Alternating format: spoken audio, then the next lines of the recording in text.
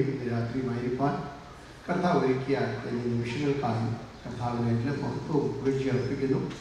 ഈ ശുശ്രൂഷയ്ക്കായി ക്ഷണിച്ച കർത്താവിൻ്റെ ദാസന്മാരോടുള്ള പ്രത്യേക സ്നേഹം വന്ദനത്തെ തരണത്തിൽ അർപ്പിക്കുന്നു. ഈ പട്ടണത്തിൽ പാർത്തുകൊണ്ട് കർത്താവിൻ്റെ മഹത്വമുള്ള ശുശ്രൂഷയിൽ അത്യന്തം ചെയ്യുന്ന എൻ്റെ സ്നേഹിതരും ഞാൻ ബഹുമാനിക്കുന്നവരുമായ ദേവദാസന്മാർ, എല്ലാ സഭകളുടെയും പാസ്റ്റേഴ്സ്, നിങ്ങളെ ഓർത്ത് നിങ്ങളുടെ ശുശ്രൂഷകളെ ഓർത്ത് അഭിമാനത്തോടെ കർത്താവിനെ വാഴ്ത്തുന്നു. കർത്താവിൻ്റെ നാമത്തിൽ ഈ പട്ടണത്തിൽ നിങ്ങൾ ചെയ്യുന്ന സേവനങ്ങൾ, ആത്മാക്കൾക്ക് വേണ്ടിയുള്ള നിങ്ങളുടെ എരിവ് ശുശ്രൂഷകളൊക്കെ വീണ്ടും ധാരാളം പ്രതിഫലവും ഈ പട്ടണത്തിനും സമീപ പ്രദേശങ്ങൾക്കും ഈ രാജ്യത്തും തന്നെ അനുഗ്രഹമായിക്കൊണ്ടിരിക്കുന്നത് ഓർത്തും കർത്താവിന് സ്വാഗതം ചെയ്യുന്നു. എല്ലാ പ്രിയപ്പെട്ടവരെയും ഒരിക്കൽ കൂടി കർത്തനാമത്തിൽ വന്ദനം ചെയ്ത് അധികം മുഖവിരളില്ലാതെ ഇന്ന് രാത്രി കർത്താവിൻ്റെ ദാസൻ pastor doctor K G Jose സമർപ്പിച്ച പോലെ കഴിഞ്ഞ രാത്രി നാം വായിച്ച തിരുവചന ഭാഗത്തിൻ്റെ തുടർച്ചയാണ് ഞാൻ ശുശ്രൂഷിപ്പാൻ താല്പര്യപ്പെടുന്നത്. റോമലേഖനം 8-ാം അധ്യായത്തിലെ 28-ാം വാക്യമാണ് നാം ഇന്നലെ രാത്രി നമ്മുടെ വചന ധ്യാനത്തിനായി വായിച്ചു തുടങ്ങിയത്.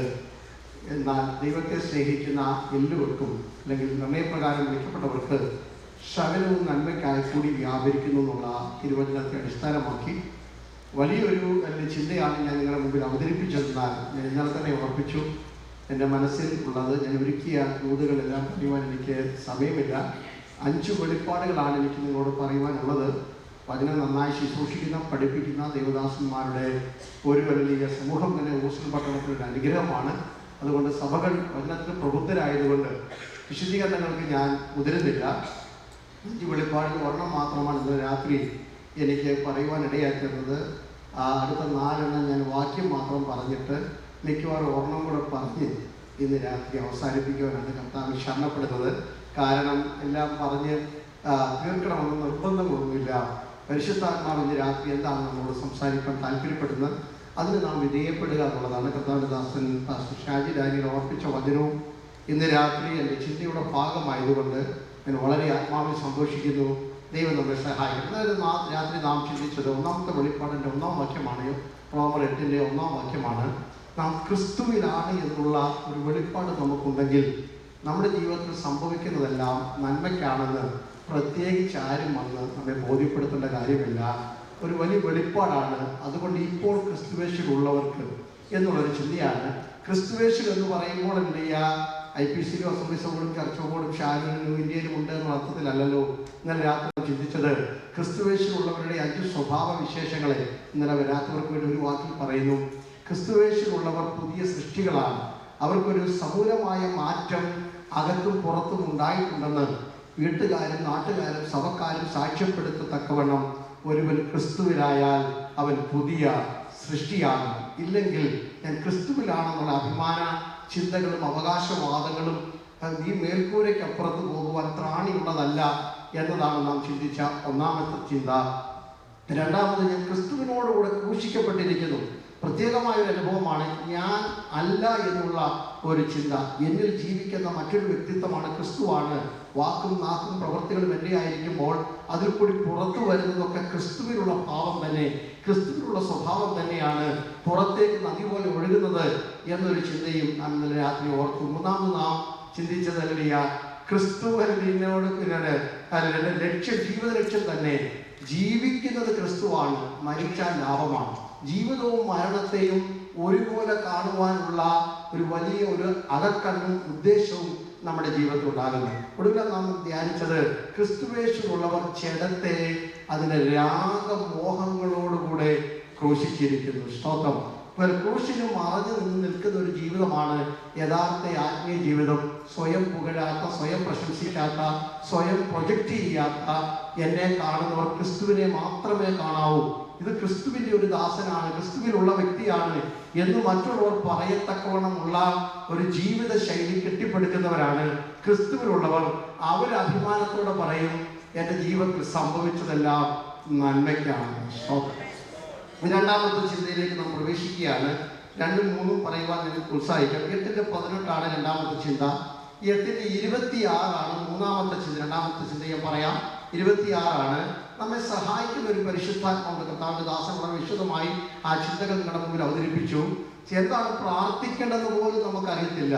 പ്രാർത്ഥനക്കാരെന്ന് അറിയുന്ന, പ്രാർത്ഥന കൂട്ടങ്ങളുള്ള, ഉപവാസ പ്രാർത്ഥനകളുള്ള ഉപവാസ ഉത്സവങ്ങളുള്ള ഒരു സമൂഹത്തോടെ പറയുന്നത് വേണ്ടുവണ്ണം പ്രാർത്ഥിക്കേണ്ട നമുക്ക് അറിയത്തില്ല. ആലോചിച്ച് നോക്കിയാലല്ലേ, എന്നോട് നിങ്ങൾ പറയുന്നത് പാസ്റ്റർ പ്രസംഗിക്കുന്നുണ്ട്, പക്ഷേ പ്രസംഗിക്കേണ്ടവനല്ല പാസ്റ്റർ പ്രസംഗിച്ചെന്ന് പറയുന്നു.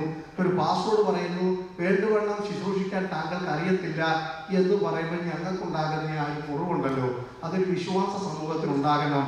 വേണ്ടുവണ്ണം പ്രാർത്ഥിപ്പാൻ നമുക്ക് അന്നും ഇന്നും അറിയത്തില്ല, പക്ഷേ നമ്മെ പ്രാർത്ഥന പഠിപ്പിക്കുന്ന ഒരു പരിശുദ്ധാത്മാവുണ്ട്. അത് ദൈവഹിതപ്രകാരമുള്ള പ്രാർത്ഥന അല്ലല്ലേ. അത് തിരിച്ചറിയുമ്പോഴാണ് സകലവും നന്മയ്ക്കായി കൂടി വ്യാപരിക്കുന്നത്. സമയമുണ്ടെങ്കിൽ ഞാൻ ആ ഭാഗത്തേക്ക് പ്രവേശിക്കാം. നാലാമത്തെ ചിന്ത 31-32 വാക്യങ്ങളാണ്.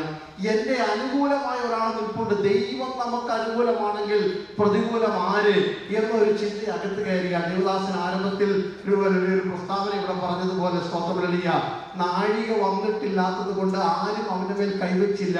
കാരണം ദൈവം നമുക്ക് അനുകൂലമാണെങ്കിൽ, സ്വന്തം പുത്രനെ ആദരിക്കാതെ നമുക്ക് വേണ്ടി സകലവും തന്നവൻ അവരോടുകൂടെ സകലവും നൽകാതിരിക്കുമോ എന്ന വലിയ ചോദ്യത്തിന്റെ ഉത്തരമാണ് സകലവും നന്മയ്ക്കായി കൂടി വ്യാപരിക്കുന്നു.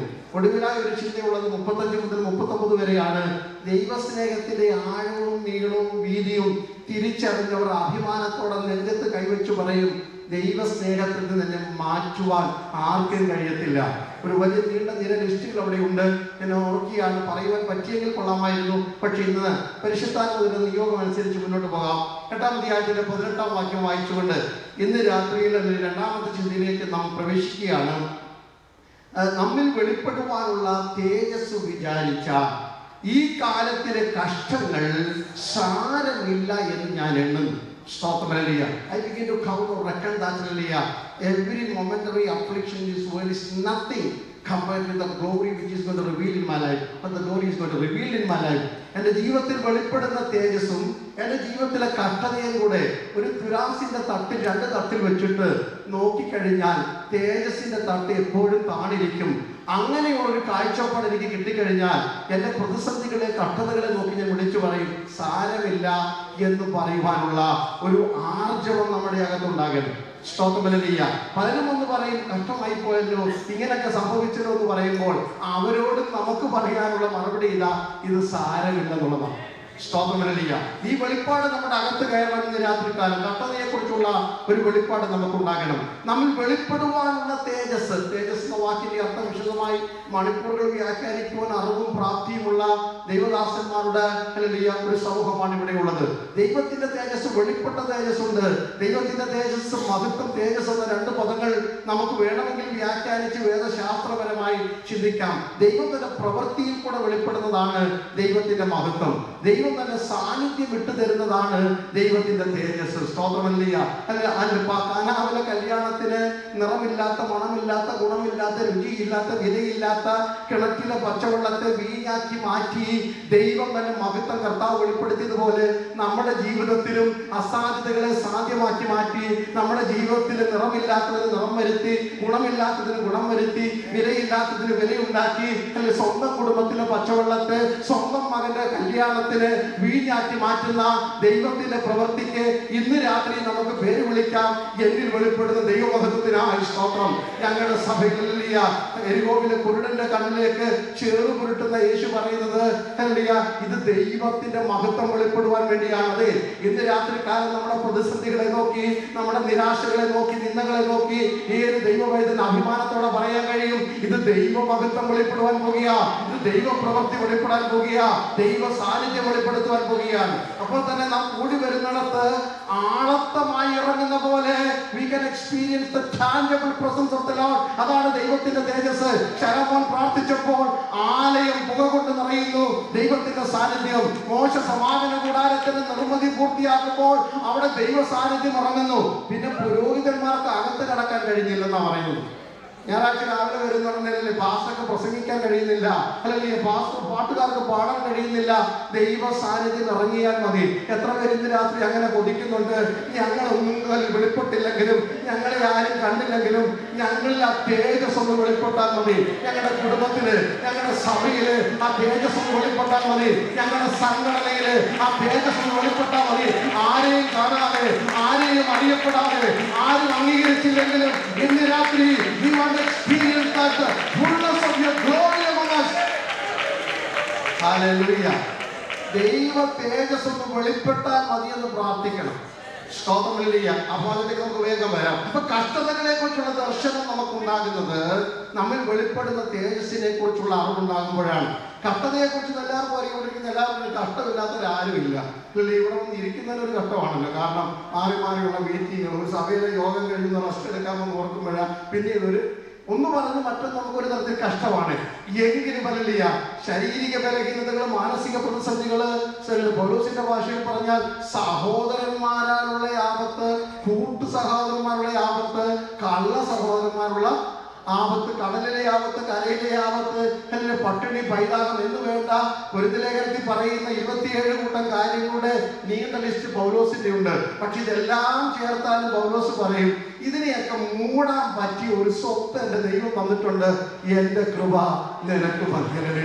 കഷ്ടതയുടെ ആധിക്യം എത്ര വലുതാണെങ്കിലും, കഷ്ടതയുടെ അല്ലെങ്കിൽ ആഴം എത്ര വലുതാണെങ്കിലും, കഷ്ടതയുടെ വേദനയുടെ ശൂലം എത്ര വലുതാണെങ്കിലും, ഇതിനെ മുഴുവൻ മൂടാൻ പറ്റുന്നതാണ് my grace that is sufficient for you.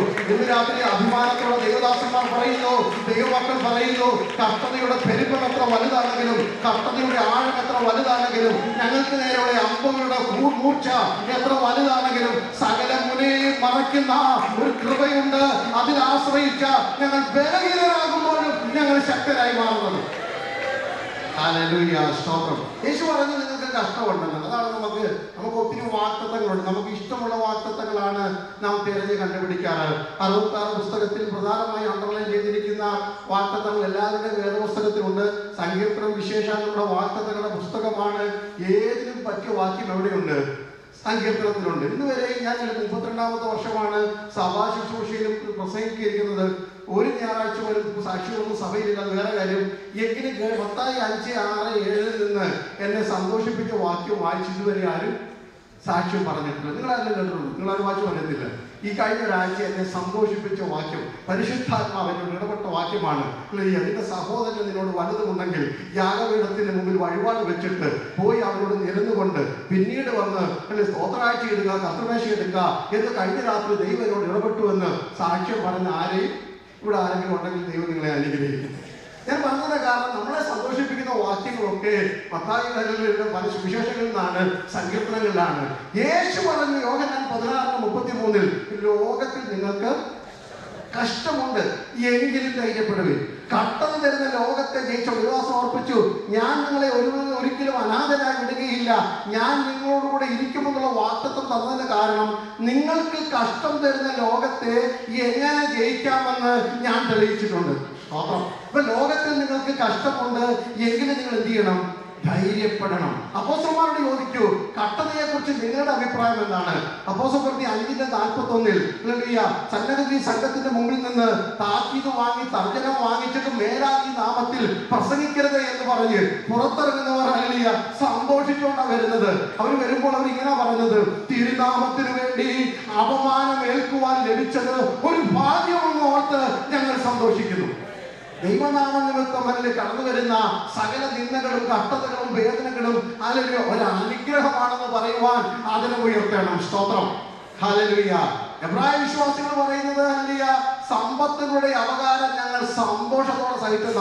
എബ്രായർ 10:34 പറയുന്നത് ഞങ്ങളുടെ നഷ്ടങ്ങൾ, ഞങ്ങളുടെ സമ്പത്തുകളുടെ അപകാരങ്ങൾ, സമ്പത്തുകളുടെ അല്ലെങ്കിൽ നഷ്ടങ്ങൾ.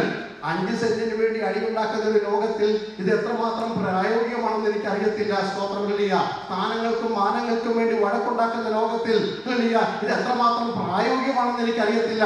എങ്കിലും അവരുടെ വചനം പറയുന്നു, സമ്പത്തുകളുടെ അപമാനാല് അല്ലെങ്കിൽ നഷ്ടങ്ങൾ ഞങ്ങളൊരു ലാഭമായി എണ്ണുന്നവരാണ്. അപ്പൊ കഷ്ടതയെ കുറിച്ചുള്ള നമ്മുടെ മനോഭാവം എബ്രായർ 11-ാം അധ്യായം മുഴുവൻ അതിന്റെ വലിയ ചിന്തകളാണ്. വിശാലമായി പഠിക്കേണ്ട വിഷയങ്ങളാണെങ്കിലും ഒരു കൂട്ടർ പറയുന്നു, വിശ്വാസത്താൽ ഞങ്ങൾക്ക് വലിയ നേട്ടങ്ങളുടെ കൂടാരമാണ്. ഞങ്ങൾക്ക് സിംഹത്തിന്റെ വായടയ്ക്കാൻ പറ്റി, ഞങ്ങൾക്ക് അല്ലെങ്കിൽ തീയുടെ ബലം എടുക്കാൻ പറ്റി, ഞങ്ങൾക്ക് വാഗ്ദത്തം പ്രാപിക്കാൻ പറ്റി. വിശ്വാസത്താൽ ഞങ്ങൾ രാജ്യങ്ങളെ അടക്കി, വിശ്വാസങ്ങളാൽ ഞങ്ങൾ നീതി നടത്തി, ഞങ്ങൾ അന്യന്മാരുടെ സൈന്യത്തെ ഓടിച്ചു. അല്ലെങ്കിൽ ഇതൊക്കെ പ്രസംഗിച്ചാൽ ആവേശത്തോടെ നമുക്ക് എഴുന്നേറ്റ് തുള്ളിച്ചാടി നൃത്തം ചെയ്യാനൊക്കെ തോന്നും. കാരണം സിംഹത്തിന്റെ വായടയ്ക്കുക, കർത്താവെ സഭയിലെ ജനത്തിന്റെ വായടക്കണം എന്നൊക്കെ പറഞ്ഞ് നമ്മൾ ഈ വാക്യമൊക്കെ പറഞ്ഞ് പ്രാർത്ഥിക്കാറുണ്ട്. കർത്താവെ അഗ്നിശോധനയാണ്, ടെമ്പറേച്ചർ 100 ഡിഗ്രി വന്നതിനെ ഈ പറയുന്നത്. കർത്താവെ തീയുടെ ബലത്തെ കെടുത്ത് ദൈവമേ ഇന്ന് രാത്രി ഞങ്ങളെ സൗഖ്യമാക്കണം. നല്ല കാര്യങ്ങളാണ്. അന്യന്മാരുടെ സൈന്യങ്ങളെ ഓടിച്ചു. ഞാൻ വ്യാഖ്യാനിക്കാൻ പോയി കഴിഞ്ഞാൽ അത് ബുദ്ധിമുട്ടായിരിക്കും. ഇങ്ങനെ നമുക്കൊരു വലിയൊരു നീണ്ട നിരയുണ്ട്. പക്ഷെ തുടർന്നങ്ങോട്ട് വരുമ്പോൾ അതേ വിശ്വാസ ഗ്രൂപ്പ്, അതേ സഭയിൽ ആരാധിച്ചവർ, ഒരുമിച്ച് കർത്തൃമേശ ഏറ്റെടുത്തവർ, അല്ലെങ്കിൽ കൂട്ടായ്മയ്ക്ക് കടന്നു വന്നവർ, വിശ്വാസ സ്നാനം സ്വീകരിച്ചവർ, അവരെ കുറിച്ച് പറയുന്ന 34-ാം വാക്യത്തിലേക്ക് വരുമ്പോൾ മറ്റു ചിലർ, ഹല്ലേലൂയ, വേറെ ചിലർ, ഹല്ലേലൂയ, ഉദ്ധാരണം കൈക്കൊള്ളാതെ ഭേദ്യമേറ്റു. ഹല്ലേലൂയ. ചിലർ ഈർച്ചവാളിനാൽ അറുക്കപ്പെട്ടു. അവരും വിശ്വാസികളല്ലേ, അവരും സാക്ഷ്യം പറഞ്ഞവരല്ലേ, അവരും പ്രസംഗിച്ചവരല്ലേ, അവരും സുവിശേഷയായി യാത്ര ചെയ്തവരല്ലേ, അവരും കർത്താവിന് വേണ്ടി വേലയ്ക്ക് വേണ്ടി കൊടുത്തവരല്ലേ, അവരും സമ്പത്തോടെ അവതാരം സന്തോഷത്തോടെ സഹിച്ചവരല്ലേ. എന്തേ ഒരു കൂട്ടർക്ക് വിടുതൽ, എന്തേ ഒരു കൂട്ടർക്ക് വിടുതലില്ല? എന്തേ ഒരു കൂട്ടർ സിംഹത്തിന്റെ വായിൽ നിന്ന് പുറത്തു വരുന്നു, മറ്റുള്ളവരെ സിംഹം വിഴുങ്ങുന്നു? എന്തേ ഒരു കൂട്ടർ തീയുടെ ബലത്തെ കെടുത്തുന്നു? എന്തേ മറ്റുള്ളവർ തീക്കകത്ത് അല്ലെങ്കിൽ കത്തിയെറിഞ്ഞ് ചാമ്പലാകുന്നു? എന്തേ ഒരു കൂട്ടർക്ക് അന്യന്മാരുടെ സൈന്യങ്ങളെ ഓടിക്കാൻ പറ്റുന്നു? ഒരു കൂട്ടരെ ദൈനംദിനം ജീവിതത്തിൽ ആക്രമണത്തിന്റെ മുന്നിൽ നിൽക്കുന്നു. പക്ഷെ രണ്ടും വിശ്വാസമാണ്. ഹല്ലേലൂയ. ഇന്ന് രാത്രി കഷ്ടതയെ കുറിച്ചുള്ള നമ്മുടെ മനോഭാവം മാറണം. ഈ മണ്ണിൽ, ഹല്ലേലൂയ, സഹിക്കുന്ന ക്ലേശങ്ങളുടെ സൗഖ്യം മാത്രമല്ല ദൈവതേജസ് എന്ന് പറയുന്നത്. സൗഖ്യം ലഭിക്കാത്തതും ദൈവത്തിന്റെ പദ്ധതിയിൽ, എന്നെ കുറിച്ചുള്ള ദൈവത്തിന്റെ പദ്ധതിയാണെന്നുള്ള വെളിപ്പാട് നമ്മുടെ അകത്തുണ്ടാകണം. അവർക്ക് മാത്രമേ അതിനെ നോക്കി സാരമില്ലെന്ന് പറയാൻ പറ്റത്തുള്ളൂ. ഹല്ലേലൂയ. എന്റെ വേദന സാരമില്ലെന്ന് പറയുവാൻ തന്റേടമുള്ള ദൈവമക്കൾ ഈ കാലഘട്ടത്തിൽ എഴുന്നേൽക്കണം. എന്റെ രോഗം സാരമില്ല, എന്റെ കഷ്ടം സാരമില്ല, കാരണം ഇത് നൊടി നേരത്തേക്കുള്ളതാ. ഹല്ലേലൂയ. നിത്യ തേജസ്സിന്റെ ഘനം ഓർക്കുമ്പോൾ, വെളിപ്പെടുവാനുള്ള തേജസ് ഓർക്കുമ്പോൾ, ശരീരത്തിന്റെ വീണ്ടെടുപ്പ് നടന്നിട്ടില്ല, വീണ്ടെടുപ്പ് നടക്കുമെന്നുള്ളൊരു വെളിപ്പാട് ഇന്ന് രാത്രി അകത്തുണ്ടാകണം. ഞങ്ങളുടെ വിശുദ്ധീകരണ പൂർത്തീകരണം ഇതുവരെ നടന്നിട്ടില്ല, അതിന്റെ ഒരു പൂർത്തീകരണം നടക്കും എന്ന വെളിപ്പാട് അകത്തുണ്ടായിരിക്കണം. ഞങ്ങളുടെ പുത്രത്വത്തിന്റെ പൂർത്തീകരണം നടന്നിട്ടില്ല, അത് നടക്കുമെന്ന വെളിപ്പാടുണ്ടായിരിക്കണം. ഞങ്ങളുടെ അവകാശങ്ങൾ ഇതുവരെ കയ്യിലെത്തിയിട്ടില്ല, അതിനൊരു സാമ്പിളെ ലഭിച്ചിട്ടുള്ളൂ, അത് പൂർണ്ണമായി ലഭിക്കുമെന്ന വെളിപ്പാടുണ്ടായിരിക്കണം. ഇത് ലഭിക്കുമെന്നുള്ള ഉറപ്പുള്ളവരാ ആത്മാവിൽ വിളിച്ചു പറയുന്നത് ഇത് സാരമില്ല. സാരമുള്ളത് ഏതാണ്, സാരമില്ലാത്തത് ഏതാണ് എന്നുള്ള വെളിപ്പാട് നമുക്കുണ്ടായിരിക്കണം. കഷ്ടങ്ങളെ കുറിച്ചുള്ള വെളിപ്പാടുകൾ അങ്ങനെയാണ് നാം പ്രാപിക്കുന്നത്. അതുകൊണ്ടാണ് വിശുദ്ധ തിരുവെഴുത്ത്, ഹല്ലേലൂയ, റോമാലേഖനം 5-ാം അധ്യായത്തിൽ നമുക്ക് വരുന്ന സകല കഷ്ടതകളെയും, what of type of affliction you go through, you can title it as the way you want, hallelujah, ഇതിനെക്കുറിച്ച് ആകെ ഇങ്ങനെ പറയുന്നത്, ഹല്ലേലൂയ, കഷ്ടതകൾക്കുള്ള ഒരു സ്വഭാവ രൂപീകരണം ഉണ്ടാകുന്നത്. സ്തോത്രം. ദൈവം നമുക്ക് തരുന്ന എല്ലാ കഷ്ടതയുടെയും എൻഡ് റിസൾട്ട് ക്യാരക്ടർ ഫോർമേഷൻ ആണ്.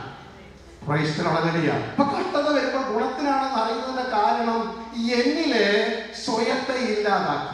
എന്നിലൊരു ഞാൻ എപ്പോഴും ഒളിഞ്ഞു കിടപ്പുണ്ട്. എവിടെ കൊണ്ടുപോയാലും, ഹല്ലേലൂയ, തലകുലിക്കാത്തൊരു ഞാൻ എൻ്റെ അകത്ത് ഒളിഞ്ഞു കിടപ്പുണ്ട്. അത് ഇംഗ്ലീഷിലെ വലിയ അപ്പർ കേസ് അല്ലെങ്കിൽ വലിയ ആൽഫബറ്റ് ആണെങ്കിലും സ്മോളർ എന്ന് ചെറിയ ആൽഫബറ്റ് ആണെങ്കിലും ഐ എപ്പോഴും സ്റ്റാൻഡ് ചെയ്യണം. വരുന്നത് ആരുടെ ഒന്നും ചെയ്യത്തില്ല. ഒരു രക്ഷിക്കപ്പെട്ട് സ്നാനപ്പെട്ട് അഭിഷേകം പ്രാപിച്ച് കൃപയിലൊക്കെ നിന്നാലും ഞാനുണ്ട്. എവിടെ ഉണ്ട്? ഏലിയാവെന്ന് പറഞ്ഞ ഭക്തനായ മനുഷ്യൻ പ്രാർത്ഥിച്ചാൽ മഴയിറക്കും, പ്രാർത്ഥിച്ചാൽ ആകാശം അടയ്ക്കും, പ്രാർത്ഥിച്ചാൽ തീയിറക്കും, പ്രാർത്ഥിച്ചാൽ എന്തെല്ലാം അത്ഭുതം ചെയ്യുന്നവനാണ്. പക്ഷെ പുള്ളി ഒറ്റയ്ക്ക് കിട്ടുമ്പോൾ പറയും, ഞാൻ ഒരുത്തൻ മാത്രം ശേഷിച്ചിരിക്കുന്നു, ഞാൻ ഒരുത്തൻ മാത്രം. അവിടെ വേറെ 7000 അപ്പുറത്തുണ്ട് ഇതുപോലുള്ള കരുത്തുള്ളവർ, പക്ഷെ ഞാൻ ഒരുത്തൻ മാത്രം. ആ ഞാനെ ഞാൻ അല്ലാതാക്കി മാറ്റണമെങ്കിൽ അവൻ കാക്കിയുടെ മുമ്പിൽ കൈനീട്ടിയിരിക്കണം. ക്രൈസ്തവരോട് എന്നെ അതിശയിപ്പിച്ചിട്ടുള്ളതാണ്. തീയിറക്കുന്ന പ്രവാചകനെ, കർമ്മേലിൽ മുഴങ്കാൽ മടക്കിയ, ഹല്ലേലൂയ, പെരുത്ത മഴയുടെ മുഴക്കം കേൾക്കുന്ന പ്രവാചകനെ, വിരൽ ചൂണ്ടിയാൽ വാലിന്റെ ശക്തികൾ വിറയ്ക്കുന്ന പ്രവാചകനെ, ശവമലിനെ കൈയെടുത്ത് പ്രാർത്ഥിച്ചാൽ വിറപ്പിക്കുന്ന പ്രവാചകനെ, വിധവയുടെ വീട്ടിലെ കലത്തിലെ മാവും എണ്ണയും തുരുത്തിയിലെ എണ്ണയും പെരുക്കുന്ന പ്രവാചകനെ, എങ്ങനെ ഡോളർ ഉണ്ടാക്കുന്നതെന്ന് മാത്രം അറിയത്തില്ല. നമുക്കൊരു അതിശയം തോന്നാറില്ലേ? 3 നേരത്തെ ആഹാരത്തിന് 2 നേരമാണ് കിട്ടിയത് പുള്ളിക്ക്. അത് ഒരു കാക്ക വരുന്നത് വരെ കാത്തിരിക്കണം. വിധവയുടെ മുമ്പിൽ അഗതിയെ പോലെ കൈ നീട്ടി നിൽക്കണം. ഒരു ഗ്ലാസ് വെള്ളം എനിക്ക് തരാമോ, ഒരു മുറി അപ്പം തരാമോ? എന്താ കാരണം? എന്നിൽ ഞാനല്ലാതായി മാറണം. ഇന്ന് രാത്രി എന്റെ സകല കഷ്ടതകളിലും എന്റെ സ്വയത്തെ ചാരമാക്കുന്ന കർമ്മേലിലെ യാഗപീഠം കത്തുന്നതിനേക്കാൾ ബുദ്ധിമുട്ടാണ് എന്റെ അകത്തെ സ്വയം കത്തിയിരിക്കുന്നത്. ഹല്ലേലൂയ. അതിന് തടസ്സമായുള്ള വിഷയമാണ് ദേവദാസൻ ഓർപ്പിച്ചത്. അടുത്ത പടി നമ്മൾ അതിനെക്കുറിച്ച് ചിന്തിക്കും. ഹല്ലേലൂയ. ഒഴിഞ്ഞ പാത്രമാണെങ്കിൽ ശബ്ദം മാത്രമേ ഉള്ളൂ, നിറഞ്ഞ പാത്രത്തിന് മാത്രമേ, ഹല്ലേലൂയ, എന്തെങ്കിലും പ്രയോജനം ഉണ്ടാകാൻ കഴിയുള്ളൂ. അപ്പം ഒന്നാമത് നമ്മുടെ കഷ്ടതകളുള്ളത്, കഷ്ടത സിദ്ധതയും, സിദ്ധത പ്രത്യാശയും, പ്രത്യാശ സ്ഥിരതയൊക്കെ ഉളവാക്കുന്ന അറിഞ്ഞ് കഷ്ടതയിൽ സന്തോഷിക്കണം. കട്ടതയിൽ പ്രശംസിക്കണം. ഇന്ന് രാത്രി പരാതി പറഞ്ഞ് പരിഭവം പറഞ്ഞ് ആയുസ് പാഴാക്കാതെ ദൈവസഭകളിലെ സാക്ഷ്യങ്ങള്, ദൈവസഭയിലെ പ്രബോധനങ്ങള് പ്രശംസയുടെ വാക്കുകളായി മാറട്ടെ. ഹല്ലേലൂയ.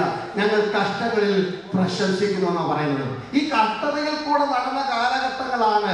ദൈവദാസന്മാരെ എല്ലാവരെയും നിങ്ങൾ സമയം കിട്ടുമ്പം ഒന്ന് പേര് വിളിച്ച് ചോദിക്കണം. അല്ലെങ്കിൽ you want pastors to visit our home frequently. നല്ല കാര്യം. നിങ്ങളും പാസ്റ്റർമാരെ ഒന്ന് സന്തോഷിക്കുന്നതുകൊണ്ട് ഒരു കുഴപ്പമൊന്നും അല്ല. എത്ര പേര് പാസ്റ്ററെ വിസിറ്റ് ചെയ്യാറുണ്ട്? പാസ്റ്റർ ഞങ്ങളുടെ വീട്ടിൽ പറഞ്ഞ നല്ല 5 വർഷം കൊണ്ട് 6 വർഷം കൊണ്ട് 7 വർഷം കൊണ്ട് ഞാനിപ്പോൾ ഒരു സമയം 9 വർഷമായി നിങ്ങളെല്ലാം ഞങ്ങളെ വിസിറ്റ് ചെയ്യാൻ നല്ല കാര്യമാണ്. തിരിച്ചൊന്ന് ചോദിക്കട്ടെ, ഇടയ്ക്കിടയ്ക്ക് ഈ പാസ്റ്റർമാരെ നിങ്ങളൊന്ന് വിസിറ്റ് ചെയ്യും. പ്രശ്നം പാസ്റ്ററിന്റെ പ്രശ്നമുണ്ട്. നമ്മൾ ഫോൺ വിളിക്കാനല്ലേ പറഞ്ഞു വരുന്നത്. പാസ്റ്റർ ഒന്ന് വിസിറ്റ് ചെയ്യണം. അന്നേരം അറിയാം അവരുടെ ജീവിതത്തെ രൂപാന്തരപ്പെടുത്തിയതും അവരുടെ പ്രസംഗത്തിന്റെ മുനയും മൂർച്ചയുമെല്ലാം കടന്നുപോയ കട്ടതകളുടെ കഠിന ശോധനകളാണ്. ഞാനിപ്പോൾ കടന്നു വരുമ്പോൾ ബൈബിളോട് പറഞ്ഞു, ഒരു 30 വർഷമായിട്ട് പ്രഭാത കീർത്തനം എഴുതിയ ഒറ്റ പാട്ടുകാരൻ ഞാൻ കണ്ടിട്ടുണ്ട്. 30 വർഷത്തിന് മുമ്പിന് ശേഷം ഇന്ന് വരെ പ്രഭാത കീർത്തനം എഴുതിയിട്ടില്ല, ഒരു സന്ധ്യാകീർത്തനം എഴുതിയിട്ടില്ല. സിയോൻ ഗീതാവലിയിലെ പാട്ട ഇന്നും നമ്മുടെ പ്രഭാത കീർത്തനവും സന്ധ്യാകീർത്തനവും. ശവസംസ്കാരത്തിന് ഇപ്പോഴും നാം പാടുന്ന ഏത് പാട്ടുകളാ? പഴയ കാലത്ത് നാഗൽ സാഹിത്യത്തിന്റെ കാലത്തുള്ളതാ. ഇപ്പോഴെഴുതുന്ന പാട്ടുകൾക്കെല്ലാം ഈ 7, 10 ഏറെയായാൽ 80 വരെ ഈ ആയുസിനിടയ്ക്കുള്ള കാര്യങ്ങളെ കുറിച്ചുള്ള പാട്ടുകൾ. ഞാൻ പറഞ്ഞതിന്റെ സാരം ഇതാണ്, കാഴ്ചപ്പാട് മാറിപ്പോയി. അപ്പൊ ഈ കട്ടതയിലാകുമ്പോഴാ ദൈവമക്കൾക്ക് ഒരു വിശേഷതയുണ്ട്. 119 സങ്കീർത്തനം അതിന്റെ 71 വാക്യം, ഞാൻ കട്ടതയിലായി എനിക്ക് ഗുണമായി നിന്റെ ചട്ടങ്ങളെ പഠിപ്പാൻ അവസരമുണ്ടായി. ദൈവവചനം പഠിച്ചതും പഠിപ്പിച്ചതും ദൈവവചനത്തിന്റെ ആഴങ്ങളിലേക്ക് ഇറങ്ങിച്ചെന്നതും ദൈവവചനത്തിന്റെ ആഴങ്ങളിലെ മുത്തുമണികൾ പറക്കിയെടുത്തതും വെളിപ്പാടുകൾ പ്രാപിച്ചതുമൊക്കെ കഷ്ടതയുടെ കഠിന ശോധനയില്ല. ഇന്ന് രാത്രി ഇവിടെ ഇരിക്കുന്ന നിങ്ങൾ സന്തോഷിപ്പിക്കുന്നു പറയുന്ന ഈ വാക്യങ്ങളൊക്കെ എവിടുന്നാണ് നിങ്ങൾക്ക് കിട്ടിയത്? നിങ്ങളുടെ കഠിന ശോധനയുടെ താഴ്വാരങ്ങളിൽ നിങ്ങൾ പറക്കിയെടുത്ത ആത്മീയ മുത്തുമണികളാണ്. ഇന്ന് രാത്രി കാലം നിങ്ങളുടെ പ്രസംഗത്തിന്റെ മൂർച്ച, നിങ്ങളുടെ പാട്ടിന്റെ മുന, നിങ്ങളുടെ ശുശ്രൂഷയുടെ തിളക്കം, നിങ്ങളുടെ ഒക്കെ നിങ്ങളുടെ കണ്ണുനീരിന്റെ രുചിയുണ്ടെന്ന് ഓർത്ത് എത്ര പേർ ഇന്ന് രാത്രി കർത്താവിനെ സ്തോത്രം ചെയ്യും? എന്റെ വേദനയ്ക്ക് കണ്ണുനീരിന്റെ രുചിയുണ്ട്, എന്റെ ശുശ്രൂഷയ്ക്ക്, എന്റെ പാട്ടിന്, എന്റെ താളത്തിന്, എന്റെ ഉയർച്ചയ്ക്ക്, എന്റെ അധികാരത്തിന്, എന്റെ മേൽ വെളിപ്പെടുന്ന ദൈവതേജസ്സിന്, എന്റെ ശുശ്രൂഷയുടെ ധൈര്യത്തിന് ഒക്കെ കണ്ണുനീരിന്റെ രുചിയുണ്ട് എന്ന് പറയുന്ന ഒരു കൂട്ടം ഭക്തന്മാർ ഇന്ന് രാത്രി ഇതിനകത്തുണ്ടെങ്കിൽ അവരുടെ ആത്മാവിൽ ദൈവത്തിന് സ്തോത്രം ചെയ്യാം.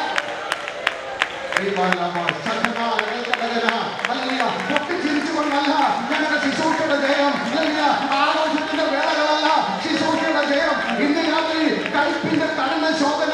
പാട്ടുകാരൻ പറഞ്ഞതുപോലെ കൽപ്പുള്ള വെള്ളം കുടിച്ചപ്പോഴും കൽപ്പന പോലെ നടന്ന ഭക്തന്മാരുടെ തലമുറകളാ ഇന്ന് രാത്രി ഇവിടെ ദൈവത്തെ ആരാധിക്കുന്നത്. Hallelujah, hallelujah. ലോകത്തിൽ ഞങ്ങൾക്ക് കഷ്ടമുണ്ട് എങ്കിലും ഞങ്ങൾ ധൈര്യപ്പെടുന്നതിന്റെ കാരണം അരുമനാഥൻ വിളിച്ചു പറഞ്ഞ സന്ദേശം ഞങ്ങളുടെ ചെവിയിലുണ്ട്.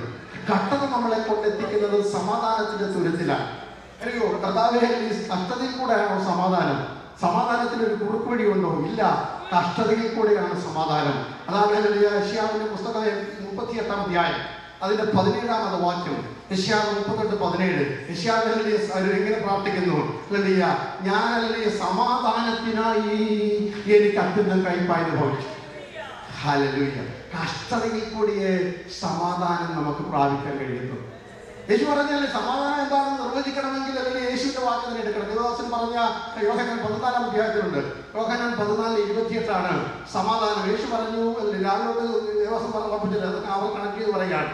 യേശു രാവിലെ എഴുന്നേറ്റപ്പോൾ പറയാണ്, ഞങ്ങൾ തരാൻ പോവുകയാണ്, ഞാൻ നിങ്ങൾക്ക് വീട് പണിയാൻ പോകുന്നു. ഭയങ്കര സന്തോഷമായി. പിന്നെ മലയാളികളല്ലേ, നമ്മളെ യഹൂദന്മാർ ഏകദേശം ഒരു മലയാളി സ്വഭാവമുള്ളവരെ താക്കോല് കൈ കിട്ടാതെ ക്ലോസിംഗ് ഡേറ്റും പറയാൻ സമ്മതിക്കത്തില്ല. വീട് തരാമെന്ന് പറഞ്ഞു. പിന്നെ പറഞ്ഞു ഇരിക്കുന്നിടത്ത് ഇരുത്താമെന്ന് പറഞ്ഞു. എവിടെ ഇരുത്തുന്നു അടിയുണ്ടാക്കിക്കൊണ്ടിരിക്കുക. അതിൻ്റെ ഇടയ്ക്കാണ് ചോദിക്കുന്നത്, ഇരിക്കുന്നിടത്ത് ഇരുത്താമെന്ന് പറഞ്ഞു. അങ്ങനെ പോകുന്നത് പ്രയോജനം തരാൻ കൊടുക്കാം എന്നൊക്കെ പറഞ്ഞുകൊണ്ടിരിക്കുന്നു. അവസാനം ഇവരുടെ കൊണ്ട് തൃപ്തി വരുന്നില്ല. വഴി ചോദിച്ചു, അല്ല വഴിയൊന്നും അറിയണ്ട, എന്റെ കൂടെ ഒന്ന് പോകാൻ മതി എന്ന് പറഞ്ഞു. പിതാവിനെ കാണിച്ചു തരണം, ധൃതിയൊന്നും വെക്കണ്ട, എന്നെ കണ്ടവൻ പിതാവിനെ കണ്ടിരിക്കുന്നു. അവസാനം സഹികെട്ട്, എന്റെ ഭാഷ പറയും, പ്രസംഗ ഭാഷ യേശു പറഞ്ഞു, എന്നാ ഇരിക്കട്ടെ, ഞാൻ എന്റെ സമാധാനം നിങ്ങൾക്ക് തരുന്നു എന്ന് പറഞ്ഞാൽ ഒരു സ്വസ്ഥതയും തരാത്ത നിനക്കൊക്കെ ഞാൻ എന്റെ സമാധാനം തരുന്നു. ഹല്ലേലൂയ. രാവിലെ തൊട്ട് ചോദ്യമാണ്, എന്തോ കിട്ടും, എവിടെ പോകണം, ആര് വരും, കൂടെ വരും, എന്ത് കിട്ടും, ലഭിക്കുമോ, കഴിക്കാൻ കിട്ടുമോ, കുടിക്കാൻ കിട്ടുമോ, ബന്ധക്കോസിൽ ചേരാൻ കിട്ടുമോ, സഭയെ തുറമാനമായിട്ട് വന്ന പാസ്റ്റ് എന്ത് ഗുണം എന്നൊക്കെ ചോദിക്കുന്നുണ്ടല്ലോ. അവസാനം ഞങ്ങൾക്ക് പറയാൻ ഒറ്റ ബോധമുണ്ട്, എന്റെ കുഞ്ഞേ ദൈവത്തിന്റെ സമാധാനം ഉണ്ടായിരിക്കട്ടെ. സാമുദായിക സഭകളിൽ പുരോഹിതന്മാർ ആസ്വദിക്കുന്ന പോലെ കർത്താവിന്റെ സമാധാന കൃപകളോട് ഇരിക്കും. എന്നാൽ ഞങ്ങൾക്ക് എന്തോ പറയാൻ ഈ വഴക്കുണ്ടാക്കുന്ന, ഈ കയ്യാങ്കളിയുള്ള, ഈ ആക്ഷേപമുള്ള, നിന്ദയുള്ള, പരിഹാസമുള്ള ലോകത്തിൽ ദൈവസമൂഹത്തും ദൈവമക്കൾക്കും ഭർത്താവിനോടും ഭാര്യയോടും കുടുംബത്തിൽ കലഹം ഉണ്ടാക്കുമ്പോൾ ഭർത്താവ് പറഞ്ഞാട്ടെ എൻ്റെ സമാധാനം ഞാൻ നിനക്ക് തരും. അച്ഛായ വഴക്കുണ്ടാക്കുമ്പോൾ ഭാര്യ പറഞ്ഞാട്ടെ എൻ്റെ സമാധാനം ഞാൻ നിനക്ക്, നിങ്ങൾക്കോ സമാധാനമില്ല, എൻ്റെ സമാധാനം ഞാൻ നിങ്ങൾക്ക് തരും. എൻ്റെ ഈ സമാധാനം എവിടുന്ന സന്തോഷം ചോദിക്കുക, എൻ്റെ ഈ സമാധാനം നിങ്ങൾക്ക് എവിടുന്ന് കിട്ടി? യേശു പറയാണ് എന്റെ സമാധാനത്തിന്റെ അർത്ഥം നിങ്ങൾക്കറിയാമോ? What is the meaning of the peace which I given to you? അതിനൊരു അർത്ഥമുണ്ട്, വെറുതെ പറഞ്ഞല്ല. യോഹന്നാൻ 14:30 യേശു പറയുന്നു ഞാൻ എൻ്റെ സമാധാനം നിങ്ങൾക്ക് തരുന്നു എന്ന് പറയുമ്പോൾ അത് കേവലമല്ല, ഒരു വാക്കല്ല. ഇതാ ലോകത്തിന്റെ പ്രഭു വരുന്നു, അവൻ എന്നോട് ഒരു കാര്യമില്ല. ഈ തിരിച്ചറിവ് സമാധാനം. ഹല്ലേലൂയ. ഈ ലോകത്തിന്റെ പ്രഭുവിന് അവകാശം പറയുന്ന ഒന്നും എന്റെ ജീവിതത്തിൽ ഇല്ല എന്ന വെളിപ്പാടാ സമാധാനം. ഹല്ലേലൂയ. പിശാചിന് അവകാശം പറയുന്ന ഒരു വാക്ക് എന്റെ വായിലില്ല. പിശാചിന് അവകാശം പറയുന്ന ഒരു നോട്ടം എന്റെ ജീവിതത്തിലില്ല. പിശാചിന് അവകാശം പറയുന്ന ഒരു ചിന്ത എന്റെ ജീവിതത്തിലില്ല. പിശാചിന് അവകാശം പറയുന്ന ഒരു പ്രവൃത്തിയില്ല. പിശാചിന്റെ കയ്യൊപ്പുള്ള ഒരു രേഖ എന്റെ വീട്ടിലില്ല. പിശാചിന് അവകാശമുള്ള ഒന്നും എന്റെ സഭയിലില്ല എന്ന തിരിച്ചറിവ് സമാധാനം. ഹല്ലേലൂയ. ഈ വെളിപ്പാടകത്തുണ്ടായിരിക്കണം. ദൈവമക്കളെ, ദൈവദാസിമാരെ ചങ്കൂറ്റത്തോടെ നമുക്ക് പറയാൻ പറ്റുമോ? പിശാച്, ഈ ലോകത്തിന്റെ പ്രഭു വരുന്നു. He has nothing to do with me. അവനും എനിക്കുമായിട്ട് ഒരു കോംപ്രമൈസും ഇല്ല, ഒരു കാര്യമില്ല. അതുകൊണ്ട് ധൈര്യത്തോടെ പറയുന്നു എന്റെ സമാധാനം ഞാൻ നിങ്ങൾക്ക് തരുന്നു. ഹല്ലേലൂയ. അത് ലോകം തരുന്ന പോലല്ല. അത് തന്നെ സ്വർഗത്തിന്റെ സമാധാനം എന്ന് പറയുന്നത് പിശാചിന് തൊട്ട് കളിക്കാൻ പറ്റാത്ത സമാധാനമാണ്. അവരാ കട്ടതയിലും പാട്ട് പാടുന്നത്, നഗ്നതയിൽ നൃത്തം ചെയ്യുന്നത്, വേദനയിൽ തുള്ളുന്നത്, അവരാ ആരാധിക്കുന്നത്, സ്തോത്രം, അവരാ ദൈവത്തിന് മഹത്വം കൊടുക്കുന്നത്, അവരാ ദൈവത്തിന് സ്തുതി പാടുന്നത്. കാരണം അവരുടെ ഉള്ളിൽ വ്യാപരിക്കുന്നത് സകല ബുദ്ധിയെയും കവിയുന്ന ദൈവ സമാധാനമാണ്. Hallelujah, hallelujah. അത് രോഗക്കിടക്കിലാണെങ്കിലും, വേദനയുടെ തുറമുഖത്താണെങ്കിലും, ആശ്വാസം പറഞ്ഞു തരുവാൻ ഇടത്തും വലത്തും ആരുമില്ലെങ്കിലും, ഒരു ഷെയ്ക്കാൻ തരുവാൻ പോലും, മുഖത്ത് നോക്കി പുഞ്ചിരിക്കാൻ പോലും ഇടത്തും വലത്തും ആരുമില്ലെങ്കിലും, ഉള്ളം കൊണ്ട് ദൈവത്തെ ആരാധിക്കുന്നതിന്റെ കാരണം ഞങ്ങളുടെ ഉള്ളിൽ പകർന്നിരിക്കുന്ന ഒരു സമാധാനമുണ്ട്. ഹല്ലേലൂയ. സഭ വളരുന്നതും സമാധാനമുള്ളപ്പോഴാണ്. The church growth happens when there is peace within the church. അതിന്റെ തെളിവ് അപ്പോസ്തലപ്രവൃത്തി 9:31. ആൾക്കൂട്ടം മാത്രമല്ല സഭാ വളർച്ച എന്ന് പറയുന്നത്. സഭാ വളർച്ചയുടെ 5 ഘടകങ്ങൾ അവിടെ പറയുന്നുണ്ട്. അങ്ങനെ യഹൂദ, ഗലീല, ശമരിയ എന്നീ സ്ഥലങ്ങളിലൊക്കെയും സർവ്വ സഭകൾക്കും സമാധാനമുണ്ടായി. സമാധാനമുണ്ടായ സഭയുടെ 4 ലക്ഷണങ്ങളാ. അവ ആത്മീയ വർധനവും പ്രാപിച്ചു. അവരിലെ കർത്താവിനോടുള്ള ഭക്തിയിലും പരിശുദ്ധാത്മാവിന്റെ പ്രബോധത്തിലും നടന്നു പെരുകുകയും കൊണ്ടിരുന്നു. പൗലോസിന്റെ മാനസാന്തരമുള്ള ഉണ്ടായ വലിയ സഭയുടെ വളർച്ചയാണ്. സമാധാനമുള്ള സഭ ആത്മാവിന്റെ പ്രബോധനത്തിൽ നടക്കും. സമാധാനമുള്ള സഭ ആത്മിക വർധന പ്രാപിക്കും. സമാധാനമുള്ള സഭ ഹല്ലേലൂയ കർത്താവിനോടുള്ള ഭക്തി അവിടെ ഉണ്ടായിരിക്കും. സമാധാനമുള്ള സഭ എണ്ണത്തിൽ പെരുകിക്കൊണ്ടേയിരിക്കും. Hallelujah. Hallelujah. Church need to pray for the peace of the church. നമുക്കൊരു ഹല്ലേലൂയ സന്തോഷകരമായ വാക്യമുണ്ട്. യെരുശലേമിന്റെ സമാധാനത്തിനായി പ്രാർത്ഥിക്കണം. ഇറാൻകാരി ഞങ്ങൾക്ക് വേണ്ടി ആരും പ്രാർത്ഥിക്കണം. നമുക്ക് എല്ലാവർക്കും വേണ്ടി പ്രാർത്ഥിക്കണം. അതിനൊക്കെ ഉപരിയായി ഇന്ന് രാത്രി പ്രാർത്ഥിച്ചാട്ട് എൻ്റെ കുടുംബത്തിൽ ഒരു സമാധാനം ഉണ്ടാകണം. ഹല്ലേലൂയ. സമാധാനം എന്ന് പറയുന്നത് വഴക്കില്ലാത്ത അവസ്ഥയോ രോഗമില്ലാത്ത അവസ്ഥയല്ല. A state of mind can rejoice always in the presence of God. ദൈവസന്നിധിയിലല്ല ദൈനംദിനം രാപ്പകലത്തെ അല്ലെങ്കിൽ ഉത്സവം കൊണ്ടാടുവാൻ കഴിയുന്ന ഒരു അവസ്ഥയാണ് സഭയ്ക്കകത്തുള്ള സമാധാനം എന്ന് പറയുന്നത്. വിശ്വാസികൾക്ക് സമാധാനം, പകർച്ചവ്യാധി പോലെ ഒരു സമാധാനം ഉണ്ടാകണം. Hallelujah. കൈ കൊടുത്താൽ other person should feel the peace of the Lord that passes all human understanding. മറ്റുള്ളവർക്ക് അത് ഫീൽ ചെയ്യണം നിങ്ങളുടെ ജീവിതത്തിലെ സമാധാനം. മുഖത്തോട് നോക്കി ആൾക്കാർ പറയണമല്ലേ. എനിക്ക് എപ്പോഴും നവോമി യൂത്തും കൂടെ നടക്കുന്ന കാണുമ്പോൾ അസൂയ തോന്നുകയാണ്. മോവാബിനും അല്ലെങ്കിൽ യെരുശലേം വരെയുള്ള ഹൈവേയുടെ സൈഡിൽ ലേഡീസ് മീറ്റിംഗ് 3 പേര് മാത്രമേ ഉള്ളൂ. നല്ല ലേഡീസ് മീറ്റിംഗ് ആണ്. ഓൺലി 3 3 വിഡോസ് ചേർന്നൊരു വിഡോസ് ഫെലോഷിപ്പ് 3 പേരേ ഉള്ളു. അതിനകത്ത് പ്രീച്ചർ എന്ന് പറയുന്നത് അമ്മായും അല്ല, കേൾക്കാരെന്ന് പറഞ്ഞ 2 മരുമക്കൾ ഓർപ്പയിൽ വെക്കും. പക്ഷേ ആ മീറ്റിംഗ് ആരും കേട്ടില്ലെങ്കിൽ ദൈവം കേട്ടതില്ല. അന്ന് ആ മീറ്റിങ്ങിൽ ഒരു സഹോദരി എടുത്ത തീരുമാനം ചരിത്രത്തിന്റെ ഗതിവിഗതികളെ മാറ്റുമല്ലോ. ഒരു സഹോദരി എടുത്ത ഒരു തീരുമാനം, യേശു തമ്പുരാന്റെ ജീനിയോളജിയിലേക്ക് ചിലരെ പിടിച്ചു കയറ്റുന്ന തീരുമാനമായിരുന്നു. ഒരു കൊച്ചു മീറ്റിങ്ങിനെയും താഴടിച്ച് കാണിക്കരുത്, ഒരു കൊച്ചു സഭയെയും ചെറുതാക്കി കാണിക്കരുത്, ഒരു കൊച്ചു പ്രവർത്തനത്തെയും പുറകാലോട് തട്ടരുത്. എടുക്കുന്ന തീരുമാനമാണ് ലക്ഷ്യസ്ഥാനത്ത് നമ്മെ കൊണ്ടെത്തിക്കുന്നത്. ഹല്ലേലൂയ. രണ്ട് സഹോദരിമാർ അമ്മായിമ്മയുടെ മുഖത്ത് നോക്കുന്നു. ഒരുപാട് അല്ലെ ഓർപ്പേജ് ഞാൻ കുറ്റം പറയുന്നില്ല, അമ്മായിമ്മ നിർബന്ധിച്ചത് കൊണ്ട് തന്നെയാണ് അവൾ മടങ്ങിപ്പോയത്. സോ രൂത്തിനോട് ചോദിക്കും, എന്ത് കണ്ടുകൊണ്ടാണ് നീ യാത്ര തുടരുന്നത്? സ്വത്തുണ്ടെന്ന് ഈ അമ്മായിമ്മ പറഞ്ഞില്ല, എനിക്കൊരു കുടുംബമുണ്ടെന്ന് പറഞ്ഞില്ല, ബെത്ലഹേമിൽ ചെന്നാൽ കയറിക്കിടക്കാൻ കിടപ്പാടമുണ്ടോ എന്ന് അറിയത്തില്ല. കാരണം പിറ്റേന്ന് തന്നെ വയലിൽ കാല പറക്കാൻ പോകണമെങ്കിൽ വന്നു കയറിയ മരുമോളെ അല്ലെങ്കിൽ കല്യാണം കഴിച്ച് ഗ്രീൻ കാർഡ് ഇങ്ങോട്ട് കൊണ്ടുവന്ന് പിറ്റെന്താണ് ജോലിക്ക് വിടുന്നതിന്റെ ഗതിയോടെ ജോലിക്ക് ഇതേ ഗതികേടാണ്. അങ്ങനെ വിടണമെന്നുണ്ടെങ്കിൽ എന്തുമാത്രം തകർച്ചയാണ്. പക്ഷെ ആ അമ്മായിമ്മയുടെ മുഖത്ത് നോക്കി, സ്വത്തുണ്ടോന്ന് അറിയത്തില്ല, സമ്പത്തുണ്ടോന്ന് അറിയത്തില്ല, വയലുണ്ടോന്ന് അറിയത്തില്ല, വീടുണ്ടോന്ന് അറിയത്തില്ല, യെരുശലേമിൽ സ്വീകരണം ഉണ്ടോന്ന് അറിയത്തില്ല. പക്ഷെ ആ മുഖത്ത് നോക്കി, നിന്റെ ദൈവം എന്റെ ദൈവം എന്ന് പറയണമെങ്കിൽ, ഓ ഹല്ലേലൂയ, നിന്റെ ജനം എന്റെ ജനം എന്ന് പറയണമെങ്കിൽ, നീ ആരാധിക്കുന്നിടത്ത് ഞാനും ആരാധിക്കണമെന്ന് എന്റെ തലമുറ പറയണമെങ്കിൽ, ഞാൻ കൊണ്ടു നടക്കുന്ന സമാധാനം അത്ര വലുതാണ്. 3 ശവമടക്കിനടിഞ്ഞിട്ടും 3 കല്ലറ പണിതിട്ടും എന്റെ സമാധാനത്തെ എടുത്തു കളയുവാൻ മോവാബിലെ മേലോക്കിന്റെ ശക്തികൾക്ക് കഴിഞ്ഞിട്ടില്ലെങ്കിൽ, ഇന്ന് രാത്രി ഹൂസൻ പട്ടണത്തിൽ പാർക്കുന്ന ദൈവമക്കൾ വിളിച്ചു പറഞ്ഞാട്ട്, ഈ ഒരു കഷ്ടത്തിനും ഒരു മരണത്തിനും ഒരു വേദനയ്ക്കും ഒരു നിന്ദയ്ക്കും എന്റെ ശുശ്രൂഷയുടെ സമാധാനം, എന്റെ കുടുംബജീവിതത്തിന്റെ സമാധാനം, എന്റെ തലമുറയുടെ സമാധാനം എടുത്തു കളയാൻ കഴിയത്തില്ല. കാരണം ഞങ്ങളിൽ വെളിപ്പെടുവാനുള്ള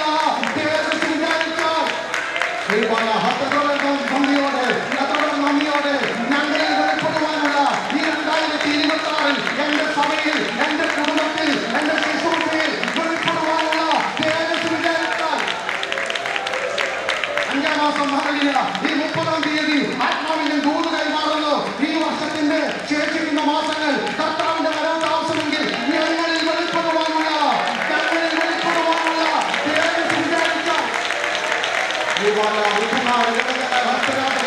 ആത്മസമ്മതത്തോടെ ഞങ്ങളിൽ വെളിപ്പെടുവാനുള്ള, എന്റെ ശുശ്രൂഷയിൽ വെളിപ്പെടുവാനുള്ള, എന്റെ ശരീരത്തിൽ വെളിപ്പെടുവാനുള്ള, എന്റെ കുടുംബജീവിതത്തിൽ, എന്റെ കുടുംബങ്ങളിൽ വെളിപ്പെടുവാനുള്ള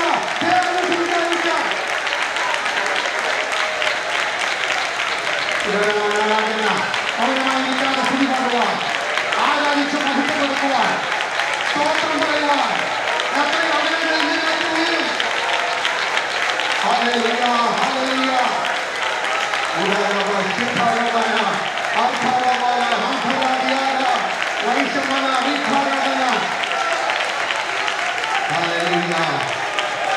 Hallelujah.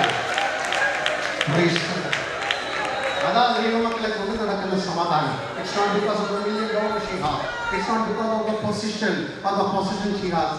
അവളിൽ വ്യാപരിക്കുന്ന സമാധാനം. ആ മുഖത്ത് നോക്കി മരുമകൾ കണ്ടിട്ട് പറഞ്ഞു, നിന്റെ ദൈവം എന്റെ ദൈവം, നിന്റെ ദൈവം എന്റെ ദൈവം. ഹല്ലേലൂയ. എനിക്ക് വേറൊന്നും നിന്നിൽ കാണാനില്ല, ഞാൻ നിന്നിൽ ദൈവത്തിൽ കാണുന്നു. കാരണം എന്റെ സമാധാനം നിങ്ങൾക്ക് തരുന്നു എന്ന് പറഞ്ഞ ക്രിസ്തുവിനെ എന്റെ മുഖത്ത് നിങ്ങൾ കണ്ടാൽ നിങ്ങൾക്ക് എന്റെ പിന്നാലെ വരാൻ തോന്നും. സഭയിലെ ശുശ്രൂഷകന്മാരെ, എന്റെ കൂട്ടു ദൈവദാസന്മാരെ, ദൈവദാസിമാരെ, സഹോദരി സഹോദരന്മാരെ, ക്രിസ്തുവിന്റെ സമാധാനം നിങ്ങളിൽ കണ്ടാൽ നിങ്ങളുടെ തലമുറകൾക്ക് നിങ്ങളുടെ പിന്നാലെ വരാൻ തോന്നും. നിങ്ങളോട് ഒരുമിച്ച് ആരാധിക്കാൻ തോന്നും, നിങ്ങളോട് ഒരുമിച്ച് കൈയടിക്കാൻ തോന്നും, നിങ്ങളോട് ഒരുമിച്ച് സ്തോത്രം പറയാൻ തോന്നും. കാരണം അവരും പറയും, എന്റെ ഡാഡിയുടെ ദൈവം എന്റെ ദൈവമാ, എന്റെ മമ്മിയുടെ ദൈവം എന്റെ ദൈവമാ. അവർ ആരാധിക്കുന്നിടത്ത് ഞാനും ആരാധിക്കും. Hallelujah, hallelujah, hallelujah. Praise the Lord. പത്രോസ് പറയുന്നു, കഷ്ടത കൊണ്ടുള്ള ഗുണം നിങ്ങൾക്ക് അറിയണമോ? 1 പത്രോസ് 5:10 വാക്യത്തിലാണ്. ഹല്ലേലൂയ. എന്നാൽ അല്പകാലത്തേക്ക് കഷ്ടം സഹിക്കുന്ന നിങ്ങളെ, ഹല്ലേലൂയ, ക്രിസ്തുവിൽ തന്നെ നിത്യ തേജസ്സിനായി വിളിച്ചിരിക്കുന്ന സർവ്വകൃപാലുവായ ദൈവം തന്നെ 3 കാര്യം ചെയ്യും. കഷ്ടതയിൽ കൂടി ഉണ്ടാകുന്ന 3 വെളിപ്പാടുകൾ. 1, ഹല്ലേലൂയ, അവൻ നിങ്ങളെ റിസ്റ്റോർ ചെയ്യും, അവൻ നിങ്ങളെ യഥാസ്ഥാനപ്പെടുത്തും. എന്ത് നിങ്ങൾക്ക് മുമ്പ് ഉണ്ടായിരുന്നു, അർത്ഥാത് ക്രിസ്തുവിനെ കണ്ടുമുട്ടിയ നാളിൽ നിങ്ങളുടെ അകത്തുണ്ടായിരുന്ന ആ സന്തോഷം, രക്ഷയുടെ സന്തോഷം, പരിശുദ്ധാത്മാവ് നിറവ് പ്രാപിച്ചപ്പോൾ അന്നുണ്ടായ ആത്മസന്തോഷം, കർത്താവിന്റെ കൽപ്പന അനുസരിച്ചപ്പോൾ എടുത്ത തീരുമാനം, ഉടമ്പടികൾ, അതിലേക്ക് ദൈവം നിങ്ങളെ യഥാസ്ഥാനപ്പെടുത്തും. കഷ്ടതയിൽ കൂടി നഷ്ടപ്പെട്ടു പോയ ആത്മീക വലങ്ങളും ആത്മീക നന്മകളും ആത്മീയ ഉറവകളും ആത്മീയ അനുഭവങ്ങളും തിരിച്ചു പിടിച്ചിട്ട് he will restore you. രണ്ട്, അവൻ നിങ്ങളെ എന്ത് ചെയ്യുന്നറിയാമോ? he will make you established or steadfast. അവൻ നിങ്ങളെ ഉറപ്പിക്കും. ഹല്ലേലൂയ. ആടി ഉലയാത്ത ആത്മീയ ജീവിതത്തിന് നമ്മെ ഉടമസ്ഥരാക്കി മാറ്റും. കാറ്റിന്റെ ഗതിഭേദത്താലുള്ള ആച്ഛാദനം വരാത്ത വിശ്വാസികളാക്കി മാറ്റും. ആടുന്ന മതിലുപോലെ ചായുന്ന വേലി പോലെ ആയിപ്പോകാത്ത ഉറപ്പുള്ള വിശ്വാസികളാക്കി മാറ്റും. അവൻ നിങ്ങളെ ഉറപ്പിക്കും. and he will make you strong in your spiritual journey. അവൻ നിങ്ങളെ ശക്തിപ്പെടുത്തുമെന്ന്. കട്ടതയിൽ കൂടെ പോയത് കൊണ്ടാ നമുക്കിതൊക്കെ തിരിച്ചു കിട്ടി. ഹല്ലേലൂയ. പ്രാർത്ഥിക്കുന്നതോടെ എല്ലാ നന്മയും കിട്ടിയായിരുന്നെങ്കിൽ എനിക്ക് തോന്നുന്നില്ല 90% വരുമെന്ന് തോന്നുന്നില്ല. ഹല്ലേലൂയ. ഇന്ന് രാത്രി ഇവിടെ എന്തെങ്കിലും വിടുതൽ കിട്ടുമെന്ന് ഓർത്താണ് നമ്മൾ വന്നിരിക്കുന്നത്. ദൈവം ഇന്ന് രാത്രി നിങ്ങളെ യഥാസ്ഥാനപ്പെടുത്തട്ടെ. ദൈവം നിങ്ങളെ ഉറപ്പിക്കട്ടെ. ദൈവം നിങ്ങളെ ശക്തീകരിക്കട്ടെ. ഒരു പദം കൂടെ പറഞ്ഞിട്ട് ഞാൻ കഷ്ടതയോടുള്ള ചിന്ത ഹല്ലേലൂയ ഞാൻ മുന്നോട്ട് പോകാം. കഷ്ടതയോടുള്ള മനോഭാവം യേശുവിന്റെ മനോഭാവമാണ്. എബ്രായലേഖനം 12-ാം അധ്യായത്തിന്റെ 2-ാം വാക്യം. ആരെങ്കിലും വായിക്കുന്ന ഒരു വാക്യം വായിച്ചു. ഞാൻ വെള്ളം ഒന്ന് കുടിക്കണം. എബ്രായലേഖനം 12-ാം അധ്യായത്തിന്റെ 2-ാം വാക്യം.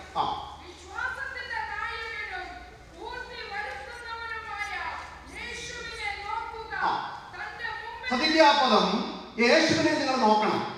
നോക്കാനുള്ള കാരണം is the author and finisher of your faith. It's right. Another reason അല്ലെങ്കിൽ യേശുവിന്റെ മുഖത്തോടൊന്ന് നോക്കിയാൽ തന്റെ മുമ്പിൽ വെച്ചിരുന്ന സന്തോഷം ഓർത്തപ്പോൾ അവൻ അപമാനത്തെ അലക്ഷ്യമാക്കി ക്രൂശിനെ എന്ത് ചെയ്തു? സഹിച്ചു. നമുക്ക് ചോദിക്കാം, ഈ ക്രൂശിന്റെ ചുവട്ടിൽ നമുക്കൊരു അവസരം കിട്ടിപ്പോയി നിൽക്കാൻ വേണ്ടി യോഹന്നാൻ നിൽക്കുന്ന പോലെ, അല്ല പത്രോസ് ദൂരെ നിൽക്കുന്ന പോലെ ആയിക്കോട്ടെ, നമുക്കൊന്ന് നോക്കി ചോദിക്കാം, അങ്ങയുടെ മുഖത്ത് എന്താ ഇത്ര സന്തോഷം? ഹല്ലേലൂയ. ഞങ്ങൾക്കാണെങ്കിൽ ആണി പോയിട്ട് ആണിയുടെ പേര് കേട്ടാൽ പിന്നെ കഴിക്കും. ഹല്ലേലൂയ. അല്ലെങ്കിൽ മുൾക്കിരീടമൊന്നും വെക്കണ്ട. നിങ്ങൾ ഉദ്ദേശിച്ച കിരീടം കിട്ടിയില്ലെങ്കിൽ ഞങ്ങൾക്ക് പിണക്കാണ്. ഹല്ലേലൂയ. ഞങ്ങളുടെ വസ്ത്രമൊന്നും കീറണ്ട, ആൾക്കാരൊന്ന് കുറിച്ച് നോക്കിയാൽ മതി, ഞങ്ങളുടെ സകല കണ്ടോളും സഭയാണെന്ന് ഞങ്ങൾ പെട്ടെന്ന് ഓർക്കത്തില്ല. അങ്ങനെയുള്ള ഞങ്ങൾക്ക് അറിയണം അങ്ങയുടെ മുഖത്ത് അവർ കാർക്കിച്ച് നിൽക്കുമ്പോൾ ഇവിടെ ഇരിക്കുന്ന ആരുടെയെങ്കിലും മുഖത്ത് അങ്ങനെ ചെയ്തിട്ടുള്ളതിരിക്കാൻ സുവിശേഷ നിമിത്തം പല പീഡനങ്ങളും പ്രതികൂലങ്ങളും സഹിച്ച ദേവദാസന്മാർ ഇതിനകത്തുണ്ടായേക്കാം. ഞാൻ അല്പമായിട്ടൊക്കെ ഒത്തിരി ഒന്നും ദീർഘമായിട്ടില്ലെങ്കിലും കർണാടകയുടെ ചില ഗ്രാമങ്ങളിലൊക്കെ പ്രതികൂലത്തിന് നടുവിൽ കൂടെ കടന്നുപോയിട്ടുണ്ട്. എന്നാലും പലരും സഹിക്കുന്നവരുള്ള കട്ടതകൾ ഞാൻ അതിനുവേണ്ടി സഹിച്ചിട്ടില്ല. പക്ഷെ യേശുവിന്റെ വസ്ത്രം വലിച്ചു കയറിയത് പോലെ ആരുടെയെങ്കിലും വസ്ത്രം വലിച്ചു കയറിയിട്ടുണ്ടോ?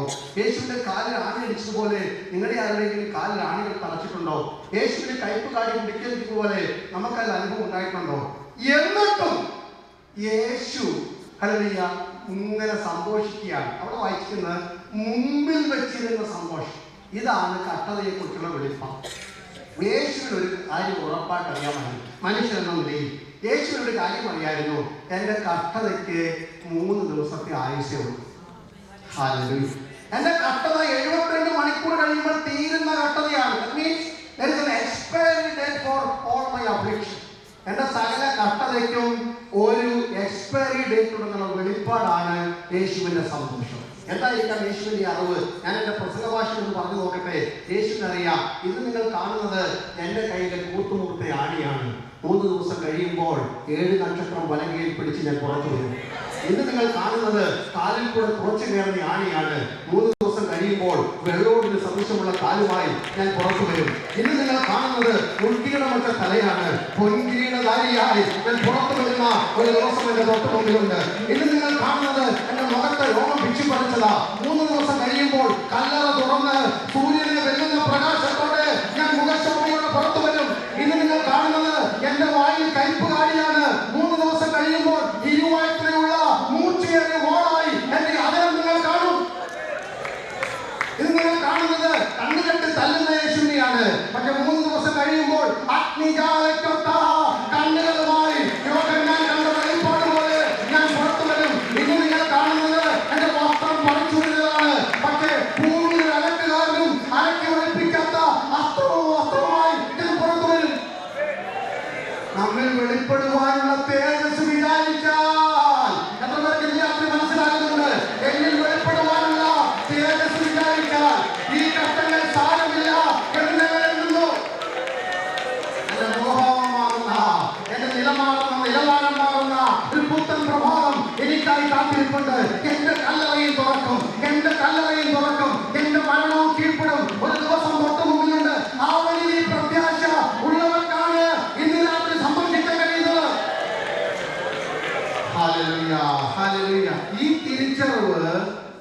ഹല്ലേലൂയ.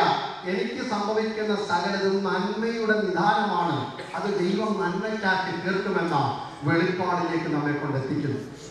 മൂന്നാമത്തെ ചിന്ത വേഗം വായിച്ച് ഒരുപക്ഷെ നമുക്ക് അവിടെ അവസാനിപ്പിക്കാൻ പറ്റുമായിരിക്കും. 8:26 വാക്യമാണ്. ഹല്ലേലൂയ. നമുക്ക് വേണ്ടുവണ്ണം പ്രാർത്ഥിക്കേണ്ടത് എന്താണെന്ന് അറിയത്തില്ലെങ്കിലും ദൈവത്തിന്റെ പരിശുദ്ധാത്മാവ് ഉച്ചരിച്ചുകൂടാത്ത ഞരക്കങ്ങളാൽ നമുക്ക് വേണ്ടി പക്ഷപാതം ചെയ്യുന്നു. ഇന്നലെ രാത്രി ഓർമ്മിച്ച പോലെ ആത്മാവിന്റെ പ്രമാണത്തെ കുറിച്ചുള്ള വിശദമായ പഠനമാണ് റോമാലേഖനം 8-ാം അധ്യായം. അത് ജീവന്റെ പ്രമാണമാണ്. ഹല്ലേലൂയ. നിങ്ങൾ ദൈവത്തിന്റെ മക്കളാണെന്ന് 8:16 നിങ്ങളുടെ ആത്മാവിനോട് ദൈവത്തിന്റെ ആത്മാവ് ദൈനംദിനം സംസാരിക്കുന്നു. That is the constant confirmation you can have. You are the sons of God. ലോകത്തിൽ ആരെല്ലാം നിങ്ങളെ ദൈവമക്കളല്ലെന്ന് പറഞ്ഞാൽ ഹല്ലേലൂയ, നിങ്ങളുടെ മനസാക്ഷിയിൽ പരിശുദ്ധാത്മാവ് പ്രമാണമായി സംസാരിക്കുന്നുണ്ടെങ്കിൽ നിങ്ങൾ ഭാരപ്പെടേണ്ട കാര്യമില്ല. നിങ്ങൾ രാവിലെ ഡിസ്കസ് ചെയ്തതുപോലെ ദൈവാസന പറഞ്ഞ കണക്ക് എനിക്ക് ആരെയും ബോധ്യപ്പെടുത്തേണ്ട, കണ്ണാടിയുടെ മുന്നിൽ പോയി നോക്കിയാൽ മതി. സ്തോത്രം. നിങ്ങൾ കണ്ണാടിയുടെ മുന്നിൽ നോക്കുമ്പോൾ നിങ്ങൾ ആരെയും കാണുന്നില്ല. ആരെയും മാത്രമേ കാണുന്നുള്ളൂ? നിങ്ങളെ മാത്രം. എന്നോടൊക്കെ ഇപ്പോഴത്തെ ഈ സ്പെക്സിന്റെ കാര്യമല്ല പറയുന്നത്, റിഫ്ലക്റ്റീവ് മിറർ. കണ്ണാടിയുടെ മുമ്പിൽ നോക്കുമ്പോൾ നിങ്ങൾ നിങ്ങളെ മാത്രമേ കാണുന്നുള്ളൂ. അവിടെയാണ് നമുക്ക് ബോധ്യങ്ങളും കുറവുകളും ബോധ്യപ്പെടുന്നത്. തിരുവചനം എന്ന കണ്ണാടിയുടെ മുമ്പിൽ നിൽക്കുമ്പോൾ എൻ്റെ ഭാര്യ എവിടെയില്ല, എൻ്റെ ഭർത്താവ് അവിടെയില്ല, എൻ്റെ മക്കളും മരുമക്കളും സഭാ പാസ്റ്ററുമില്ല, വിശ്വാസികളുമില്ല, ഞാനും ദൈവവുമായി സന്ധിക്കുന്ന ഹല്ലേലൂയ വളരെ സുവർണ്ണ നിമിഷങ്ങളാ. അവിടെ വെളിപ്പെടും എൻ്റെ മുഖത്തെ കരികൾ, എൻ്റെ ഹൃദയത്തിലെ പാടുകൾ, എൻ്റെ കണ്ണിലെ കുറവുകൾ, എൻ്റെ കേൾവിയിലെ കുറവുകൾ എല്ലാം ബോധ്യം വരുന്നത് കണ്ണാടിയുടെ മുമ്പിൽ നിൽക്കുമ്പോഴാണ്. അവിടുത്തെ സ്വയം ശോധനയാണ് വിശുദ്ധിയുടെ ആദ്യ പടി എന്ന് നാം അറിയണം. ഇവിടെ വേണ്ടുവണ്ണം പ്രാർത്ഥിക്കേണ്ടത് എന്ന് എനിക്കറിയത്തില്ല. എന്നാൽ ആത്മാവുതാലും ഹല്ലേലൂയ ഉച്ചരിച്ചു കൂടാത്ത ഞരക്കങ്ങൾ അകത്തിരുന്നുള്ള ഒരു ഗ്രോണിംഗ് ആണ്. സ്പീക്ക് അബൌട്ട് ദ ഗ്രോണിംഗ് ഈ അധ്യായത്തിൽ തന്നെയുണ്ട്. പുത്രത്വം പ്രാപിപ്പാനും ഭൂമിയുടെ വീണ്ടെടുപ്പ് പ്രാപിപ്പാനും സൃഷ്ടിയിലൊക്കെ ഒരു ഞരക്കമുണ്ട്. അകത്തിരുന്നു കൊണ്ട് പരിശുദ്ധാത്മാവ് ഞരങ്ങിക്കൊണ്ടിരിക്കുകയാണ്. ഉച്ചരിച്ചു കൂടാത്ത ഞരക്കങ്ങൾ. അർത്ഥാൽ ഞാൻ പ്രാർത്ഥിക്കുന്നു, എല്ലാവരും സമസ്തനായ പിതാവേ എന്നൊക്കെ പറഞ്ഞ് പ്രാർത്ഥനയോടെ തുടങ്ങുമ്പോൾ ചില വാക്കുകളൊന്നും ദൈവഗീതമല്ലെന്ന് പരിശുദ്ധാത്മാവറിയാം. അപ്പൊ അകത്തിരുന്നുള്ള ആത്മാവ് പ്രാർത്ഥിക്കും. ഇതിന് മറുപടി ഒന്നും കൊടുക്കണ്ട, ഞാൻ പറഞ്ഞതിന് മറുപടി കൊടുക്കാൻ മതിയെന്ന്. ഞാൻ എന്റെ കൂട്ടത്തിലുണ്ടേ. ഈ മാസം ഐക്യക്കൂടാണ് നോക്കിയാണല്ലോ വായിച്ചാണല്ലോ പ്രാർത്ഥിച്ചത്. പക്ഷേ എല്ലാ പ്രാർത്ഥനയും ദൈവഗീതമായിരിക്കണമെന്നില്ല. സ്തോത്രം. നമ്മളിങ്ങനെ പ്രാർത്ഥിക്കണം, കർത്താവ് എനിക്ക് ആ സഹോദരൻ ഒരു വിരോധമില്ല, എന്നാലും നീ ഇടപെട്ടോണേ, അവരും ഇതുവരെ നിനക്കൊരു കല്യാണത്തിൽ പ്രാർത്ഥിച്ചത്. കർത്താവ് ആ സഹോദരിയോട് എനിക്കൊരു പ്രശ്നമില്ല, എങ്കിലും എന്റെ ദൈവം ആരാണെന്ന് തെളിയിച്ചു കൊടുക്കുന്നത്. ഇങ്ങനെ രണ്ടു കൂട്ടരുടെ കാര്യം തെളിയിക്കാനുള്ള ബുദ്ധിമുട്ട് കൊണ്ട് ദൈവം ആ പ്രാർത്ഥന വേണ്ട എന്ന് വെച്ചു. അതുകൊണ്ടാണ് പലതിനും മറുപടിയില്ല. സ്തോത്രമില്ല. നിങ്ങളെ ഇന്ന് നിങ്ങളായി കിട്ടാൻ വേണ്ടി പല മറുപടിയും നിഷേധിച്ചതോർത്ത് എത്ര പേർ ദൈവത്തിന് സ്തോത്രം. ഞാൻ ആഗ്രഹിച്ചതും ചോദിച്ചതും നിലച്ചതും പലതും ദൈവികതമല്ലെന്ന് പ്രാർത്ഥന ഉയരത്തിലെത്തുന്നതിന് മുമ്പ് അതിനെ മൂശയിൽ തുരുക്കി വാർത്തെടുത്ത ദൈവത്തിന്റെ പരിശുദ്ധാത്മാവിന്റെ സാന്നിധ്യത്തിനായി സ്തോത്രം. അതുകൊണ്ടാണ് ഈ ദിവസങ്ങളൊക്കെ നമ്മൾ ആത്മനിറവിന് വേണ്ടി കൊതിക്കുന്നത്.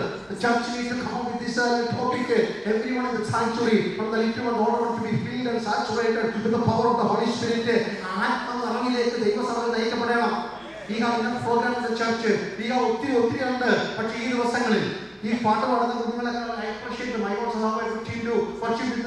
എല്ലാം നല്ല കാര്യങ്ങളാണ്. പക്ഷേ എനിക്കൊരു സ്വപ്നമുണ്ട്, പ്രവചിക്കുന്ന ഗിറ്റാർ വായനക്കാർ സഭയിലുണ്ടാകും. ഞാൻ ബൈബിളിലെ കാര്യം പറയുന്നു. 1 ദിനവൃത്താന്തം 25-ാം അധ്യായത്തില് ദാവീദ് 3 സംഗീതജ്ഞന്മാരെ അപ്പോയിന്റ് ചെയ്തു. ഹല്ലേലൂയ. നിങ്ങൾക്ക് അറിയാവുന്നവരൊക്കെ തന്നെയാണ്. ആസാഫ്, ഹല്ലേലൂയ, ഹേമാന്, ഹല്ലേലൂയ. Screen 1 Chronicles chapter 25:1. ആസാഫ്, ഹേമാന്, യെദൂദാൻ. അവരെ 3 പേരെയും കൂടെ പാട്ടുകാരായിട്ട് നിർത്തി. കിന്നരം, തപ്പ്, വീണ എല്ലാം കൊണ്ട് അവരുടെ മക്കളും പാട്ടുകാരാണ്. ഇവരെല്ലാം നിർത്തി അവർ വായിക്കുന്നത് എന്നിവ കൊണ്ട് പ്രവചിക്കുന്നവരെന്നാണ്. നാട്ടിൽ നിന്ന് വരുന്ന തല പിടിച്ച് അരികാട്ടുന്ന പ്രവാചകനല്ല ഞാൻ പറയുന്നത്. നമ്മുടെ സഭയിൽ ഗിറ്റാർ വായിക്കുന്ന പ്രവാചകൻ, കീബോർഡ് വായിക്കുന്ന പ്രവാചകൻ, അല്ലെങ്കിൽ ഈ കേജിനകത്തിരുന്നുകൊണ്ട് ആത്മാവിൽ ദൂത് പറയുന്ന യവനക്കാർ ഈ കാലഘട്ടത്തിന് ആവശ്യമുണ്ട്. എത്ര പേര് വിശ്വസിക്കുന്നു? Not only in the church of David, we want to see every church in Houston to witness that our young people are prophesying when they are singing and worshiping the Lord, when they are playing the instrument. അവർ സംഗീതോപകരണങ്ങൾ വായിക്കുമ്പോൾ, അവരുടെ ദൂത് പറയുമ്പോൾ ആത്മാവിൽ പ്രവചിക്കുന്ന കുഞ്ഞുങ്ങൾ സഭയ്ക്കകത്തുണ്ടാകട്ടെ. ഇതൊരു വാഗ്ദത്തമായിട്ട് എടുക്കണം. Hallelujah.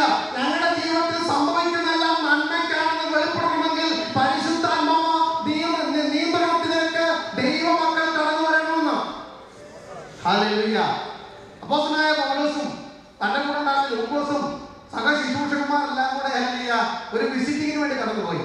അപ്പോസ്തലർ 21 അധ്യായത്തിന്റെ 8-9 വാക്യങ്ങളായിരിക്കാം.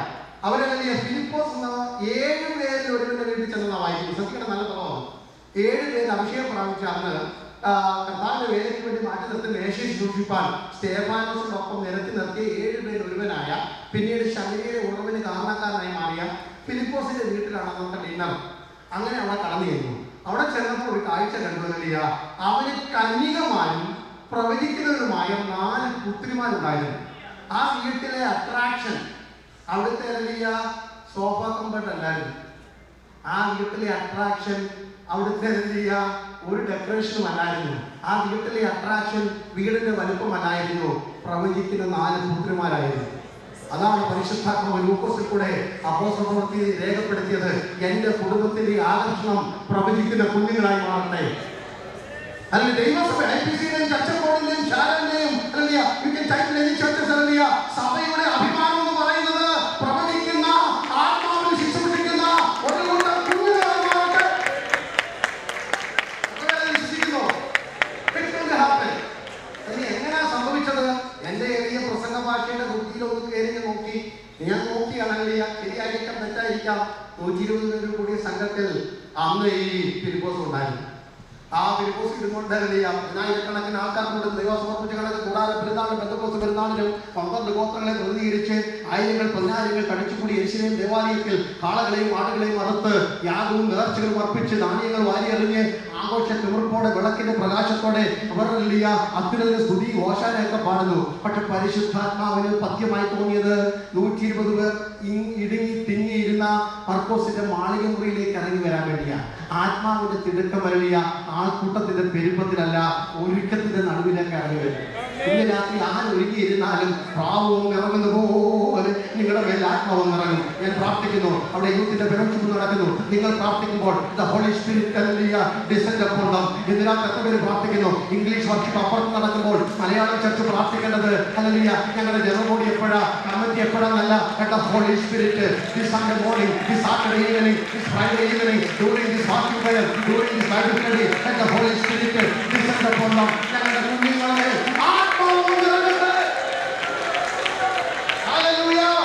പരിശുദ്ധാത്മാവ് നിറയട്ടെ എന്ന് പ്രാർത്ഥിക്കണം. ഞാൻ ഫിലിപ്പോസിനോട് ചോദിക്കുക, ഫിലിപ്പോസേ എവിടുന്ന് കിട്ടി കുഞ്ഞുങ്ങളെല്ലാം പ്രവാചകരാക്കണമെന്ന്? ഞാൻ അന്നത്തെ മീറ്റിംഗ് ഉണ്ടായിരുന്നത് എവിടാ? ആ 120 കൂടിയ സംഘത്തില്. അന്ന് ഞങ്ങളുടെ നേതാവായി ഞങ്ങളുടെ പാസ്റ്റർ പത്രോസ് എഴുന്നേറ്റ് ഒരു പ്രസംഗം പ്രസംഗിച്ചു. പ്രസംഗം എങ്ങനെയായിരുന്നു? ഹല്ലേലൂയ, അയ്യോ ഇത് വീഞ്ഞു കുടിച്ച് മത്തരായവരുടെ ഹല്ലേലൂയ ആട്ടവും പാട്ടും അല്ല. ഇത് ഹല്ലേലൂയ മത്ത് പിടിച്ചവരുടെ ഹല്ലേലൂയ നിലവാർന്നുള്ള ജീവിതമല്ല.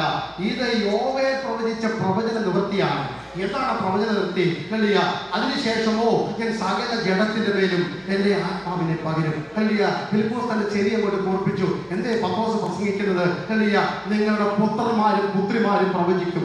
അന്ന് കേട്ട പ്രസംഗം പൗലോസിന് ഫിലിപ്പോസ് ഏറ്റെടുത്തു. എന്റെ വീട്ടിൽ ഇത് നടക്കണം. ഹല്ലേലൂയ എന്റെ വീട്ടിൽ ഇത് നടക്കണം. ഇന്ന് രാത്രി ഇവിടെ ഇരിക്കുന്ന എത്ര മാതാക്കൾ പറയും ഇത് എന്റെ വീട്ടിൽ നടക്കണം? അന്ത്യകാലത്ത് അതിനുശേഷമോ സകല ജനത്തിന്റെ മേലും ഞാൻ എന്റെ ആത്മാവിനെ പകരും. ഞങ്ങളുടെ പുത്രിമാരും പ്രവചിക്കും. അവർ ദർശനങ്ങളെ കാണും, അവർ സ്വപ്നങ്ങളെ കാണും എന്ന് പഠിക്കാൻ തുടങ്ങി. അതെന്റെ വീട്ടിൽ നടന്നെങ്കിൽ ഇന്ന് രാത്രി ജനാതി വിശ്വസിക്കുന്നു ഞങ്ങളുടെ വീട്ടിൽ അത് നടക്കും. എന്റെ 20 വയസ്സുള്ള 18 വയസ്സുള്ള 5 വയസ്സുള്ള 4 വയസ്സുള്ള വിവാഹം കഴിഞ്ഞ എന്റെ മകള് എന്റെ മകൻ അവൻ പ്രവചിക്കും. ഹല്ലേലൂയ. ഇന്ന് രാത്രി എത്ര പേർക്ക് വിശ്വസിക്കാൻ കഴിയും? എനിക്കത് കണ്ടിന്യൂ ചെയ്യണം നിർബന്ധമില്ല. അല്ലേ ബാക്കി പോയിന്റുകൾ ഇവിടെ നിൽക്കുവാൻ പരിശുദ്ധാത്മാവിനെ നിയോഗിക്കുന്നു. ഇന്ന് രാത്രി ചിലരൊക്കെ ഈ സ്വപ്നം കണ്ട ഈ മണ്ണിലെ കെട്ടിപ്പൊക്കുന്ന ഇഷ്ടികയുടെയും അല്ലെങ്കിൽ ഈ മേൽക്കൂരുടെയും സ്വപ്നങ്ങൾക്ക് പുറത്ത് തലമുറകൾ തുള്ളിച്ചാടി ആത്മാവിൽ ദൈവത്തെ ആരാധിക്കുന്ന ഒരു ദർശനത്തിലേക്ക് നിങ്ങളുടെ കണ്ണുകളെ തിരിച്ചു വിടുവാൻ ഇന്ന് രാത്രി എത്ര പേർ തയ്യാറാകും? അല്ലെങ്കിൽ ഇന്ന് രാത്രി എത്ര പേർ അതിന് തയ്യാറാകും? ഞങ്ങൾ സ്വപ്നം കാണാൻ പോകുക. പെന്തക്കോസ്ത് നാളിൽ ഞങ്ങളുടെ മേൽ പറന്നിറങ്ങിയ അഗ്നിനാവുകൾ, ഞങ്ങളുടെ മേൽ പെയ്തിറങ്ങിയ ആത്മാവിന്റെ നദി. ഹല്ലേലൂയ. ഇന്ന് രാത്രി നിങ്ങൾ കേട്ട പോലെ ഹല്ലേലൂയ ഒരു ഗ്ലാസ് വെള്ളം കുടിച്ച് ദാഹം ശമിപ്പിക്കുന്ന ആൾക്കാരല്ല ഞങ്ങൾ. ജീവജലത്തിന്റെ ഉറവകളായി ഇന്ന് രാത്രി ഞങ്ങൾക്ക് മാറണം. ആത്മാവിനെ കർത്താവിനെ സ്തുതിച്ചു. ഹല്ലേലൂയ. അന്യഭാഷകൾ ഇന്ന് രാത്രി ദൈവത്തിന് മഹത്വം അർപ്പിച്ചു. ഞങ്ങളുടെ കുഞ്ഞുങ്ങൾ പ്രവചിക്കണം.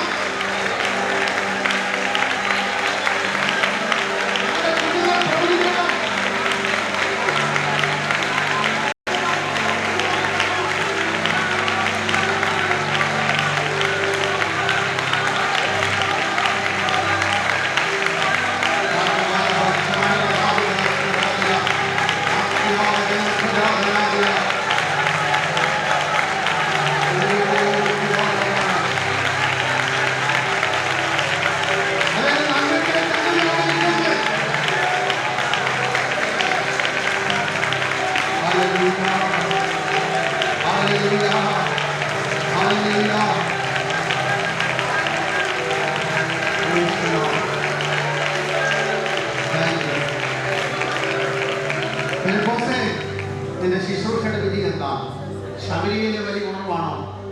നിങ്ങൾക്ക് വേണമെങ്കിൽ അങ്ങനെ മാർക്കിടാം. എത്യോപ്യ രാജ്ഞിയുടെ മന്ത്രിയായ ഷണ്ണനെ സ്നാനപ്പെടുത്തിയതാണോ? അതെ, അതും ശുശ്രൂഷയുടെ ഭാഗമാണ്. സ്തോത്രം ഹല്ലേലൂയ. ആഭിചാരവും ഹല്ലേലൂയ മന്ത്രവാദം ചെയ്യുന്ന ഹല്ലേലൂയ ദുരാത്മാക്കളെ പുറത്താക്കിയതാണോ? അത് നിങ്ങൾക്ക് മാർക്കിടാം. പക്ഷേ ഫിലിപ്പോസ് പറയും, എൻ്റെ അഭിമാനം ഞാൻ പ്രസംഗിച്ച ആത്മവ്യാപാരം, എൻ്റെ ചെവിയിൽ ഗസയ്ക്കുള്ള നിർജ്ജന വഴിക്ക് പോകാം എന്ന് കേട്ട അതേ ദൈവാത്മാവിന്റെ ശബ്ദം, എന്നെ എടുത്തുകൊണ്ടുപോയ ഹല്ലേലൂയ അസ്തോദിലേക്ക് കൊണ്ടുപോയ അതേ ദൈവത്തിന്റെ ആത്മാവ് എൻ്റെ മക്കളുടെ മേൽ വ്യാപരിച്ചു. അതാണ് എൻ്റെ ഏറ്റവും വലിയ ശുശ്രൂഷയുടെ വിജയം. ഇന്ന് രാത്രി ഇവിടെ ഇരിക്കുന്ന hallelujah every families, every hallelujah dad and mom, can you imagine, can you dream like that? The spirit of the Lord that came upon my life, the anointing that I carried in my life, ഞാൻ കൊണ്ടു നടക്കുന്ന അഭിഷേകം അടുത്ത തലമുറയ്ക്ക് ഞങ്ങൾ കൈമാറുന്നു.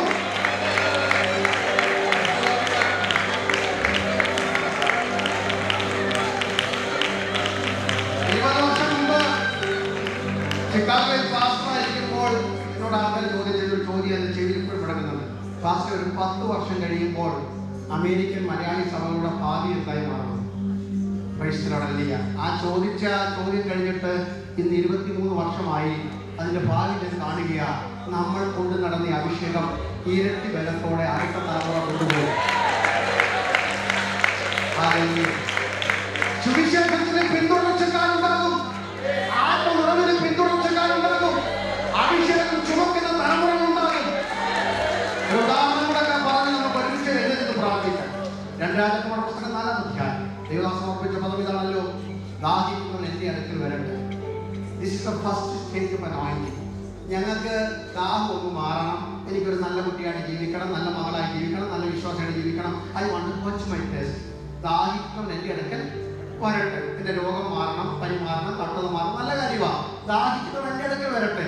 പക്ഷേ if you want to remain for a little more time, അല്പം കൂടെ നിൽക്കാമെങ്കിൽ from the ordinary believer to you will transform into an extraordinary believer. ദാഹം ശമിക്കുന്നവൻ മാത്രമല്ല, ദാഹം ശമിപ്പിക്കുന്നവനായി മാറുന്ന ദിവസം. ഒരു ഗ്ലാസ് വെള്ളം മതിയോ വന്നാട്ട് നിങ്ങളുടെ ടേസ്റ്റ് നല്ലതാ. ഒരു കിണറ്റിലെ വെള്ളം മതിയോ ഒരു കുടുംബത്തിന് നല്ലതാ. പക്ഷെ ചലിക്കുന്ന പ്രാണികളുണ്ടാകുന്ന നദിയായാൽ നാട്ടുകാർക്കും പ്രയോജനപ്പെടും. അതിന് വേദനയോടെ അടുത്ത് വന്നിരിക്കുന്ന സഹോദരൻ, നിങ്ങളുടെ അടുത്തൊന്ന് ഇരിക്കുമ്പോൾ അവർക്ക് ചലനമുണ്ടാകും, അവരും ആത്മാവിൽ നിറയും. ഹല്ലേലൂയ. 4-ാം അധ്യായത്തിന്റെ 1-ാം വാക്യത്തിൽ വായിക്കുന്ന വാക്യം നിങ്ങൾക്കറിയാം. പ്രവാചകന്മാരുടെ ഭാര്യമാർ ഒരുത്തി ഏഷ്യയെടുക്കുമെന്ന് പറഞ്ഞു, ഹല്ലേലൂയ, നിന്റെ ഭക്തനായ ദാസനായ എൻ്റെ ഭർത്താവ് മരിച്ചുപോയി, മക്കളെ ഇപ്പം കടക്കാൻ കൊണ്ടുപോകാൻ പോകും. ഇതാണ് ഇത്രയുള്ള ചോദ്യം. സ്തോത്രം. എല്ലാവർക്കും അറിയാവുന്ന കഥയായിട്ട് പറഞ്ഞ് അവസാനിപ്പിക്കും. ഈ പ്രവാചകൻ അവരോട് ചോദിച്ചതിന്റെ വീട്ടിൽ നിനക്ക് എന്തോ ഉണ്ട്, എല്ലാം അറിയാവുന്ന കാര്യങ്ങളാണ്. ഒരു ഭരണി എണ്ണയുണ്ട്. അവിടെ ഭരണി എന്ന് പറയുന്നത് വലിയ ജാറ് നല്ല ഫ്ലാസ്ക് ഓയിലെന്നാണ്. ഞാൻ എവിടെ വായിച്ച ഒരു ചിന്ത അതിനകത്തുണ്ട്. അതൊരു നല്ലതായിട്ട് എനിക്ക് തോന്നി. ശരിയാകണമെന്നില്ല, നിർബന്ധമൊന്നുമില്ല. ഈ ചോദിച്ചാൽ എനിക്ക് വിശദീകരണമൊന്നുമില്ല. കാരണം പ്രവാചകന്മാർ കൊണ്ട് നടക്കുന്ന അന്നത്തെ കാലത്ത് തൈലക്കവും കൊണ്ടാണ് ചെറിയ ഫ്ലാസ്ക്. അതായിരിക്കാൻ സാധ്യതയുണ്ട്. പുള്ളി മരിച്ച സമയം തൊട്ട് ഇത് ഷോക്കേസിൽ മാറ്റി വെച്ചിരിക്കുക. കാരണം ഉപയോഗമൊന്നും ഇല്ലല്ലോ. അവൾ പറഞ്ഞു, ഇനി എല്ലാം വിറ്റു, ഇനി ആകെ ഉള്ളത് ഇത് മാത്രമേ ഉള്ളൂ. മൈഡിന്റെ വാക്കിൽ ഇന്നലെ രാവിലെ 2 പേര് വന്നിട്ടുണ്ട്. അവർ പറയുന്നത് ഈ മക്കളെ, ആൺമക്കളെ 2 പേരെ വേണം. യൗവനക്കാരാണ്, എണ്ണ കൊണ്ട് വിൽക്കുന്ന പാത്രമാകുന്നവരായതുകൊണ്ട് ഞാൻ പറഞ്ഞത് മിനിമം ഒരു ടീനേജേഴ്സ് എങ്കിലും ആയിരിക്കും. ഇവർക്ക് വേണ്ടത് കടക്കാരെയാണ്. നല്ല യുവക്കമാണ്, നല്ല ആൾക്കാരാണ്. പക്ഷേ നാട്ടുകാരും അയൽക്കാരും ഒക്കെ ഒരു തീരുമാനമെടുത്തു, ഈ ദിവസങ്ങളിലൊന്നിൽ ചങ്ങല ഇട്ടുകൊണ്ട് അടിമകളെ പോലെ 2 ആൺമക്കളെ ഈ വീടിന് പുറത്ത് കൊണ്ടുപോകും. വിരോധമൊന്നുമില്ല, നല്ല അയൽവക്കക്കാര, പാത്രം ചോദിച്ചാൽ കൊടുക്കും, സാക്ഷിയൊക്കെ ഉണ്ട്, അതുകൊണ്ട് കുഴപ്പമൊന്നുമില്ല. പക്ഷേ അവർ സ്വപ്നം കണ്ടു, 2 ആൺമക്കൾ ഈ വീട് വിട്ട് പുറത്തു പോകും, ബന്ധിക്കപ്പെട്ട് അടിമകളായി പുറത്തു പോകും. പക്ഷെ എന്താ നടന്നത് നിങ്ങൾക്കറിയാമല്ലോ. ബാക്കിയെല്ലാം നിങ്ങൾക്കറിയാം. അവള് പറഞ്ഞു, എൻ്റെ വീട്ടിൽ ഇത് മാത്രമേ ഉള്ളൂ, അതും മതിയല്ലേ. ഇന്നലെ നീ മടക്കി വെച്ച പ്രാർത്ഥന, ഇന്നലെ നീ മടക്കി വെച്ച വചനധ്യാനം, ഇന്നലെ ഇത് കഴിഞ്ഞു എന്ന് പറയുന്ന കൃപാവരം ഒന്നും കൂടെ ജ്വലിപ്പിക്കാൻ തയ്യാറായാൽ വീടിന്റെ അവസ്ഥ മാറും. ആ ചെറുതിന് കൊണ്ടുപോവാ. അല്പമേ നിനക്ക് ശക്തിയുള്ളെങ്കിൽ എന്റെ വചനം കാത്തില്ലോ, എന്റെ നാമത്തിന് അപമാനം വരുത്തിയില്ലല്ലോ. ഇന്ന് രാത്രി ചോദിക്കുന്നില്ല. നാട്ടിൽ കൺവെൻഷൻ എത്ര കൊടുത്തു, കോൺഫറൻസിന് എത്ര സ്പോൺസർഷിപ്പ് എടുത്തു, അതൊന്നും ദൈവത്തിന് അറിയണ്ട. അതൊക്കെ ഈ മണ്ണിൽ വേണം, ചെയ്യേണ്ടതുപോലെ ചെയ്തോണം. എത്ര സഭാവോട് കെട്ടി, അതൊന്നും അല്ല ഇന്നത്തെ വിഷയം. What you have with you. ഇന്ന് രാത്രി നീ ചെറുതെന്ന് പറഞ്ഞ് നിസ്സാരമെന്ന് മാറ്റിവെച്ചതാ സ്വർഗത്തിന്റെ സ്വപ്നം അറിയണം. ഹല്ലേലൂയ. അതുകൊണ്ടൊന്നും വർദ്ധനമൊക്കെ നമുക്കറിയാം. ഇനി എൻ്റെ ചിന്ത ഇത്രയേ ഉള്ളൂ. സ്തോത്രം. പ്രാർത്ഥിക്കാൻ പോവുകയാണ്.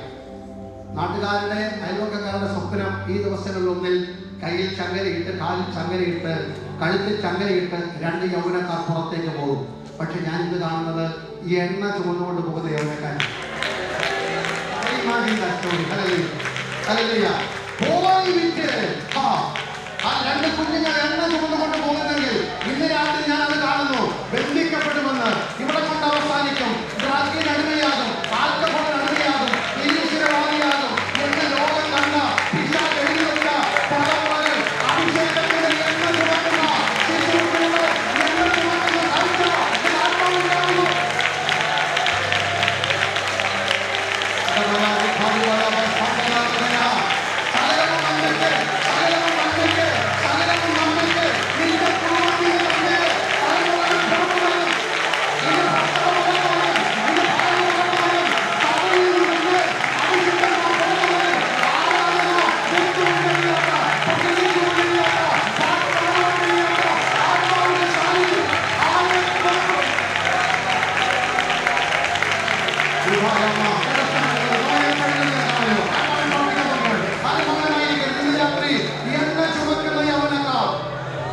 Hallelujah. I pray for this team. Hallelujah. Let a fresh anointing fall upon them. When they open the mouth, when they take the microphone in their hand, in every single churches in the city of Houston, experience the fullness of the power of the Holy Spirit in the days to come. 2026 നിറവിന്റെ വർഷമായി മാറട്ടെ.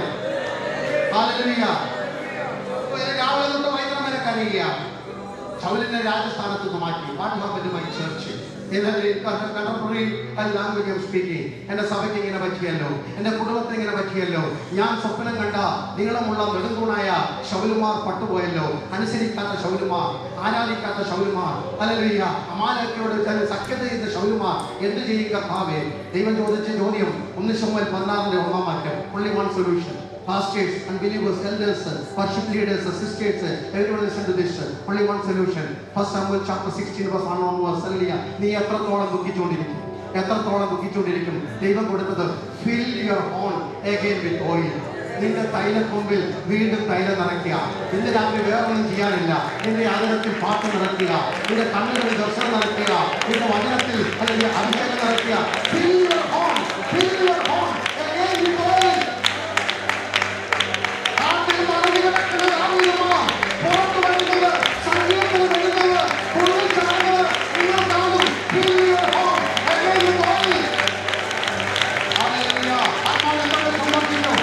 ഞങ്ങളുടെ ആദരത്തിൽ ഞങ്ങൾ അഭിഷേകം നൽകുന്നു. ഞങ്ങളുടെ കണ്ണുകൾ ദർശനങ്ങൾ നിറയട്ടെ, ഞങ്ങളുടെ കൊമ്പുകളിൽ തൈലം നിറയട്ടെ. Hallelujah, hallelujah. പട്ടണത്തിന്റെ മുഖച്ചായ മധ്യമാണ് ആത്മാവിന്റെ വഴിക്ക് പ്രധാനത്തിന് ഏത് കോൺഫറൻസിൽ ഭീഷണിയാക്കിവർക്ക് കേവലമല്ല പ്രഭാഷണങ്ങളിലപ്പുറത്ത് ആത്മാവിന്റെ കവിതയ്ക്ക് സമയബന്ധിതമില്ലാത്ത സമയബന്ധിതമില്ലാത്ത പ്രഭാവങ്ങളെ നീണ്ടുനിൽക്കുന്ന സത്യാരാധനയുടെ വെളിപ്പാടുകൾ, രോഗശാന്തികൾ, ഭൂതശാന്തികൾ, അന്യാത്മകൾ ശാന്തികൾ വരുന്നത് പാപ്പള ഭൂതങ്ങൾ നിലയ്ക്കുന്നത് ആത്മാക്കൾ സകലം കാട്ടുന്നുണ്ട്.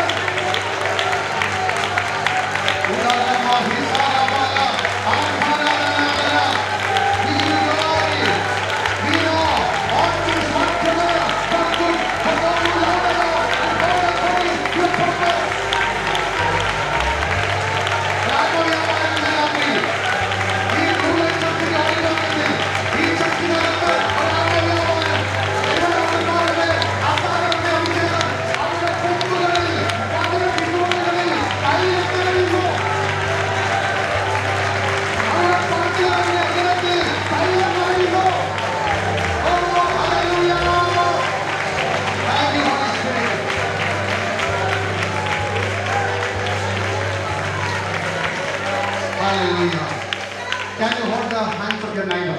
ചെയിനായിട്ടല്ല, രണ്ടുപേർ രണ്ട് കൈ ചേർത്ത് പിടിച്ചാൽ, അല്ലെങ്കിൽ മുഖത്തോട് മുഖം നോക്കുന്ന പോലെ രണ്ടുപേരും ചേർത്ത് പിടിച്ചിട്ട്, അല്ലെങ്കിൽ ഒരുവന് വേണ്ടി പ്രാർത്ഥിച്ചാൽ, അല്ലെങ്കിൽ face to face. And you are going to pray for your neighbor. Maybe servant up for your husband or wife, for your neighbor or from another church, doesn't matter. ഇന്ന് രാത്രി അഭിഷേകത്തിന്റെ എണ്ണ ഇവിടെ വ്യാപരിക്കും.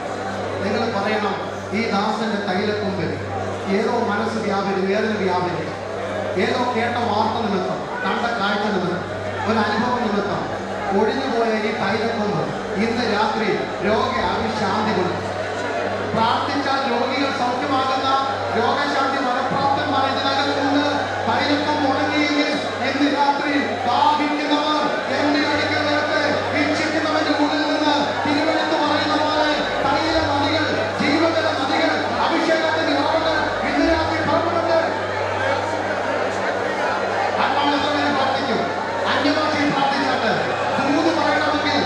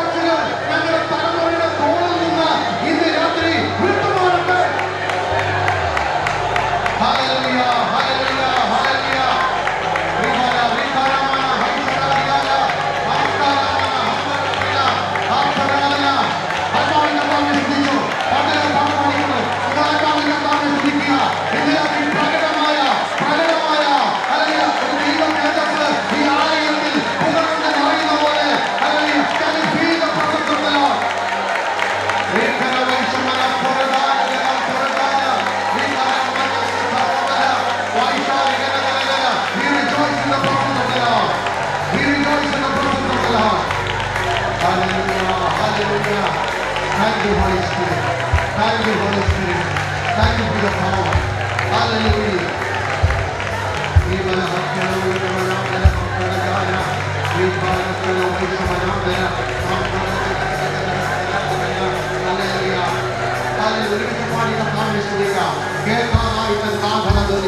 പോകാറായി നാം ഈ വാർത്തലം വിട്ട് തേജസ്സേറുന്ന വീട്ടിലേക്ക് ഈ മണ്ണ് വിട്ട് ഞങ്ങൾ പോകാറായി.